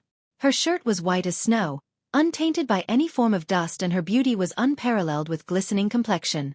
The only thing was that she had an extremely cold gaze that seemed impenetrable to all life. That woman was Lang Ro. Of the 3 men, one of them was rotund. He wasn't tall but he had a chirpy face, smiling at anyone he saw in a kind manner. That was Little Fatty. One of the other 2 men was Lu Yongrong, a mid-stage Foundation Establishment cultivator. Finally there was Guan Jin. Even though he was at early-stage Foundation Establishment, he was well-versed in talismans and was already a Grade 2 talisman master. Both of them were suitors of Lang Ro. Naturally, they were thick-skinned enough to head to Linfeng City on this trip with her, each hoping to win her heart against the other competitor. Sister Lang Ro, fellow senior brothers, I've also invited a friend along with us. I hope you guys don't mind, Little Fatty chuckled and said while they were on the way. Little Fatty's social relations within the sect was pretty good and he was quite familiar with everyone. Upon hearing it, Lu Yongrong and Guan Jin merely frowned. Even though they were displeased, they did not say anything. Since Lang Ro had a closer relationship with Little Fatty, she naturally did not object either. Before long, the 4 of them arrived at the front peak of the sect. At the front peak, a green-robed man stood. Accompanied by a spirit tiger, he was handsome with delicate features and an indifferent expression. Even though it was only sprawled there, the spirit tiger was almost as tall as the green-robed scholar with its massive body. A ferocious glint would flicker from time to time from its half-opened eyes. Bro, here! When Little Fatty saw the green-robed man, he rushed down and beckoned to the latter. A look of disdain flickered through the eyes of Lu Yongrong and Guan Jin when they saw that the green-robed man was only at level 9 Qi condensation. Naturally, there was no way they would lower their status by stooping to greet him. Lang Ro's gaze swept across the place. When she caught sight of the green-robed man, she was stunned for a moment and a strange glint flickered deeply within her eyes. After not seeing him for half a year, the green-robed man did not seem to have changed much. Even his cultivation was still at level 9 Qi condensation. But for some reason, Lang Ro felt that the man had turned even more mysterious. If it was said that he shone with a bedazzling light half a year ago, Right now, he was as deep and unfathomable as the ocean. Lang Ro descended slowly and retracted her flying sword. She came before the green-robed man and nodded. Little Fatty hid behind Lang Ro and winked at the green-robed man lewdly. Even though he did not say anything, he mouthed silently. "Look, that's a surprise, right? Hee hee." The green-robed man smiled and nodded to Lang Ro. "Greetings, Senior Sister Lang." In the 5 peaks, statuses were ranked according to the order of time one joined the sect. However, all trial disciples would greet inner sect disciples as seniors. When Lu Yongrong and Guanjin saw this in midair, they were shocked and dumbfounded. Lang Ro was known for being cold and aloof in the sect. Neither of them had ever seen her greet a fellow disciple in the sect. Furthermore, this person was only a trial disciple. Initially, Lu Yongrong and Guanjin had no intention of descending. But now, they both had a tacit understanding and came to the ground at the same time. "Who is this trial disciple?" Lu Yongrong placed emphasis on the words, trial disciple, despite his seemingly casual question. Little Fatty introduced immediately. "This is senior brother Lu Yongrong and senior brother Guanjin." The green-robed man smiled and waved. "Greetings, senior brothers. I am Su Zimo." Su Zimo. Suddenly, both their expressions changed and their pupils constricted. The air around them suddenly became stale at the mention of Su Zimo's name. A man's name grows like a tree's shadow. While there were still inner sect disciples who had not seen Su Zimo in real life after the 5 peaks face-off, there was nobody who hadn't heard of that name. It was unprecedented for anyone to be number 1 in 4 peaks. A chi condensation warrior who could defeat a Foundation establishment cultivator despite the gap in realm. Moreover, that Foundation establishment cultivator was none other than the current limelight who was thought to be the number 1 of the inner sect. After the fight half a year ago, many inner sect disciples gathered on Weapon Peak hoping to catch a glimpse of Su Zimo only to be disappointed. After they heard that he was locked up in Thunderclap Valley for chi deviation, everyone merely laughed it off and stopped caring. All of them knew that one's cultivation could not be raised in Thunderclap Valley. Even if it was an unparalleled genius who was locked there indefinitely, it would spell the end of his path of cultivation. In just half a year, Su Zimo was released. Lu Yongrong and Guanjin were both secretly shocked. Given the talent that Su Zimo was displaying, it was only a matter of time before he caught up to them. Lu Yongrong thought to himself, "No wonder junior sister Lang has such a different attitude towards this person. So, he is Su Zimo. He doesn't look like anything special. I heard that his body has been tempered to a strong degree, but why does he look just like a frail scholar?" Guanjin lamented internally as well, frowning as he sized up Su Zimo.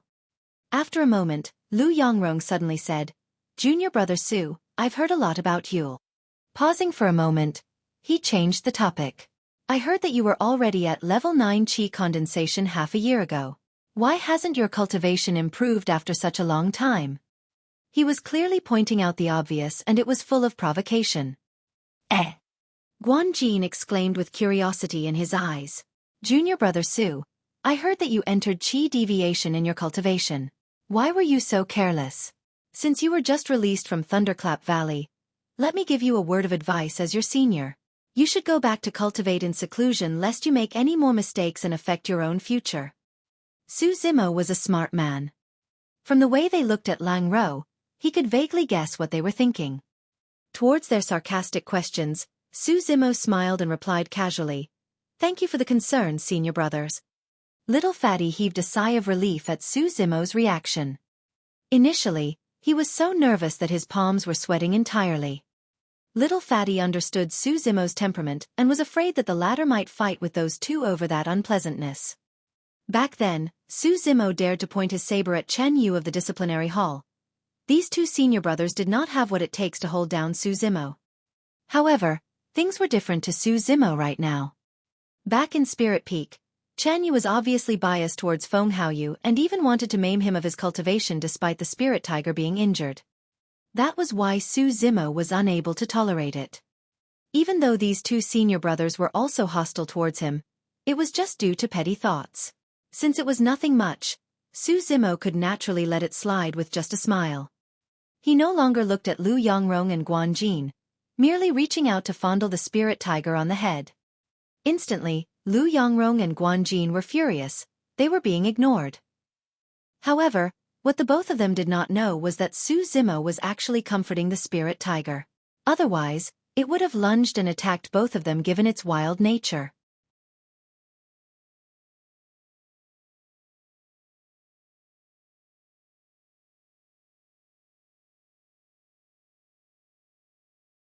Chapter 140. Mistaken Identity. Chapter 140.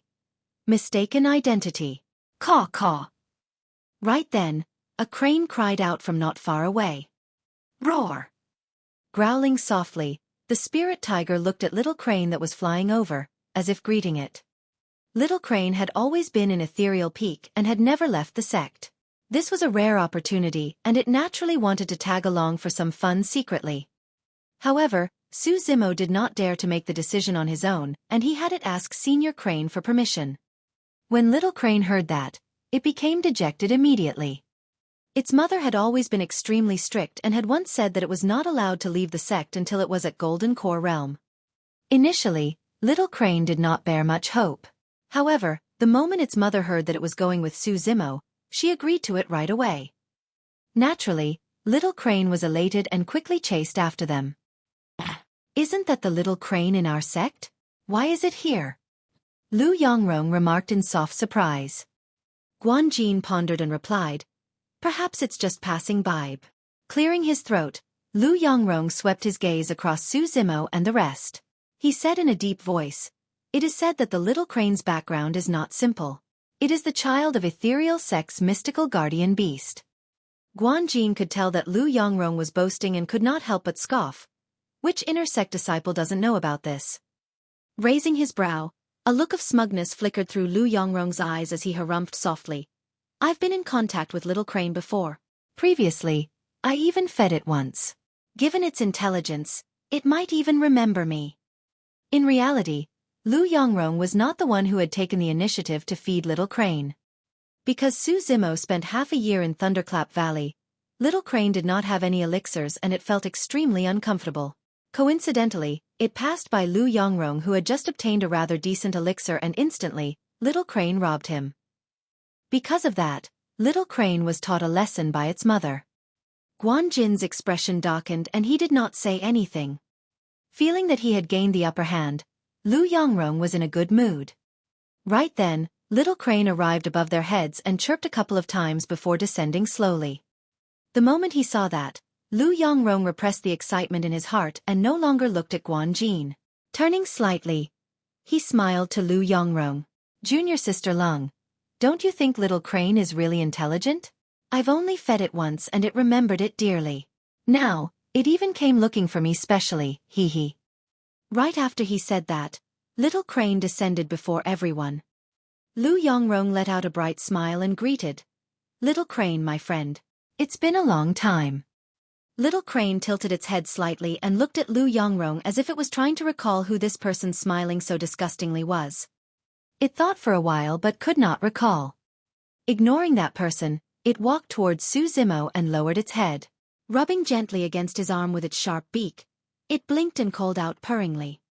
Whether or not it could head out and play depended on whether Su Zimo wanted to bring it along. Little Crane was wheedling to Su Zimo. That scene stunned everyone as their jaws almost dropped to the ground. Anyone who had resided in Ethereal Peak for a couple of years would know about Little Crane. However, none of them had ever heard of it being this intimate with any cultivator of the sect at all. What was with this change in attitude? Wasn't it the child of the mystical guardian beast? Something wasn't right. It did look the same and there was only a single crane in the sect. Guanjin suddenly chuckled. Oh my, this is bad. Who was the one shamelessly boasting that he had fed Little Crane before and that it recognized him? Lu Yongrong was embarrassed and his face turned red. He wished he could dig a hole and hide in it. What's there to be smug about? Maybe it got the wrong person. Lu Yongrong rebutted and walked towards Little Crane. Smiling, he cupped his fists. Little Crane, my friend. It's me. Are you mistaken? A while ago, you even ate an elixir of mine, remember? Lu Yongrong was better off if he hadn't said that. The moment he elaborated, Little Crane recalled how it was punished by its mother for that incident. Caw caw. Suddenly, it cried out twice. Its voice was sharp and piercing, and its gaze was murderous. Caught off guard, Lu Yongrong stumbled a couple of steps back and shuddered in fear. Ha ha ha. When he saw Lu Yongrong being humiliated, Guanjin could not help but burst out into laughter. No inner sect disciple would know of Su Zimo's relationship with Little Crane. Of the people present, only Little Fatty vaguely knew about it. Su Zimo patted Little Crane on the head lightly and scolded jokingly, "Stupid bird, why are you so fierce?" Their relationship had always been like this. However, that scene made both Lu Yongrong and Guanjin stare in shock. Even though Lu Yongrong was an inner sect disciple at mid-stage foundation establishment, he had to greet Little Crane courteously as a friend. However, Su Zimo could call it a stupid bird. Not just that guy even hit Little Crane. Yet, the strangest thing was that Little Crane was not angered. Instead, it was still rubbing against that guy's arm. Little Fatty looked at Lu Yongrong and Guanjin before shaking his head and lamenting internally.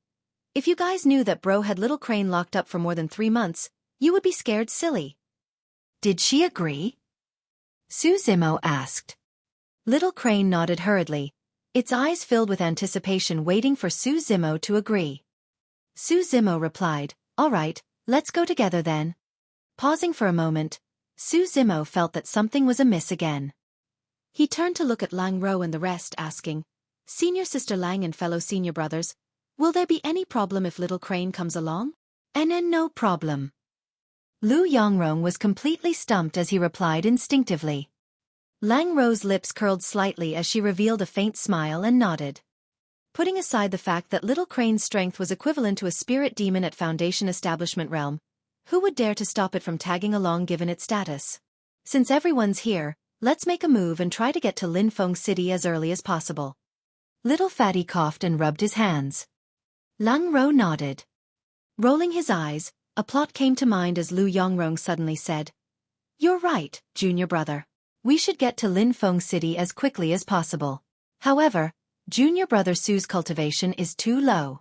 How is he going to catch up with our speed on sword kinesis flight?" "That's right." Guanjin nodded too. "Even though the trip isn't dangerous, I think it's better if junior brother Su doesn't go. Our speed will be too slow with you tagging along." Lu Yongrong and Guanjin were initially competing against one another in secret. However, both of them felt a sense of danger at the same time with Su Zimo's appearance. With a tacit understanding, both of them wished to knock Su Zimo out of the picture should an opportunity arise. By that statement, they were implying that Su Zimo would be a burden to them. However, that was something Su Zimo truly could not refute. After all, he was only at level 9 Qi condensation. In terms of sword kinesis flight speed, he was far inferior to Foundation Establishment cultivators. But if he were to run on the ground, without even using his power of blood, Su Zimo would be even faster than the sword kinesis flight of Foundation Establishment cultivators by making use of his divine steed fleeting. It's fine. Little Fatty laughed. "I'll catch up to you guys carrying bro with meal. Your speed is the slowest amongst us and you're thinking of carrying someone else? Won't you be even slower then?" Guanjin frowned. Lu Yongrong smiled. "How about this? Since I'm the strongest, let me carry junior brother Su." Right after he said that, Lu Yongrong even looked at Lang Ro intentionally. Even though Lu Yongrong sounded like he was helping Su Zimo, there was a hint of boasting to his words.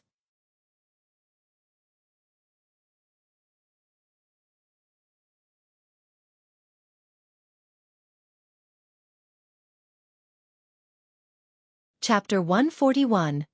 Dead Quiet Ancient City. Chapter 141. Dead Quiet Ancient City. The moment Little Crane heard those people looking down on Su Zimo's speed, it was displeased on the spot.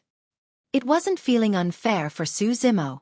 Instead, it was because if Su Zimo backed off and did not go, it would not be able to join him to have fun. Little Crane cried and bent down. The spirit tiger was the first to understand what was happening as it hopped onto Little Crane in a delighted manner. Little Crane's body trembled slightly and it felt disgusted for a moment. However, it did not chase the spirit tiger away and instead looked at Su Zimo, signaling for him to hop on as well. This time round, it wasn't just Su Zimo. Everyone understood what was happening. Little Crane wanted to carry Su Zimo on it. The speed of a Foundation Establishment Realm Spirit Demon was much faster than Lu Yongrong and the others. Furthermore, who would have imagined that the child of the mystical guardian beast would actually be willing to lower its dignity and carry a Chi refinement warrior? What kind of treatment was that? Lu Yongrong and Guanjin were both red with envy. If it was the both of them, they would have hopped on eagerly. However, Su Zimo frowned. Hesitating for a moment, he said deeply, "I'm quite heavy. Are you able to carry me?"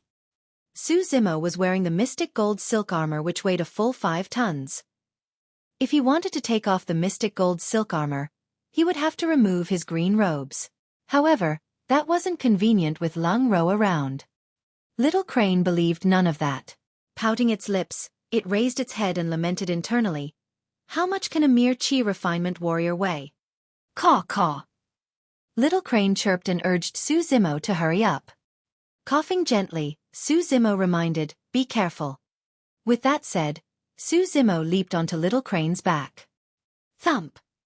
Instantly, Little Crane fell to the ground head first, eating a mouthful of dust. Instantly, it was enraged and nearly cursed out in human tongue. How was that a little heavy? That was damn bloody heavy. In truth, due to Little Crane's unique bloodline and its cultivation, it could carry objects of that weight without any issues. However, it was caught totally off guard and naturally fell when something that heavy leaped onto it all of a sudden. Embarrassed, Su Zimo said, "Why don't I come down?" Caw caw. Little Crane was upset. That was obviously questioning its ability. Channeling its blood, Little Crane flapped and slowly flew up. Under Lu Yongrong and Guanjin's envious stares, it flew out of the sect. Little Fatty summoned his flying sword and declared while waving, "Let's go." Before long, Little Crane adapted to the weight on its body. Even though it wasn't fast, it was still far ahead of the other 4. The 7 of them headed towards Linfeng City. The distance between Ethereal Peak and Linfeng City was not too far apart. It would take approximately a day to arrive given the speed of early-stage Foundation Establishment cultivators. Along the way, the group of them came across other cultivators as well. When the outsiders caught sight of their sect badge, all of them gave way respectfully. Be it itinerant cultivators or minor sects, all of them have heard of Ethereal Peak. To them, Ethereal Peak was a massive entity that no one wanted to offend. In the blink of an eye, a day had passed. Nearing dusk, an ancient city gradually appeared in front of them. That was their destination, Linfeng City. Little Crane slowed down gradually. Looking at the ancient city in the distance, Su Zimo narrowed his gaze as though in deep thoughts. Lang Ro and the others caught up from behind. Lu Yongrong walked over to Little Crane and took out an elixir from his storage bag. Smiling, he asked, "Little Crane, my friend, you must be tired, right? How about taking an elixir to replenish your energy?" Little Crane turned slightly and instantly, its eyes lit up. Reaching out, it picked up the elixir in Lu Yongrong's palm and raised its head, swallowing it in one go. When Lu Yongrong saw Little Crane consuming the elixir, he was elated. He had been extremely envious of the fact that Little Crane was willing to carry Su Zimo on its back. Being carried by a spirit demon was much more flamboyant compared to sword kinesis flight. Also, it was less tiring. Lu Yongrong coughed gently and asked, "Little Crane, my friend, how about giving me a ride so I can rest too?" Little Crane spun its head away and ignored him completely. "You stupid!" Lu Yongrong swallowed back his words. Even if Su Zimo dared to call Little Crane stupid bird, he did not have the guts. Watching Lu Yongrong make a fool of himself from the sidelines, Guanjin scoffed coldly.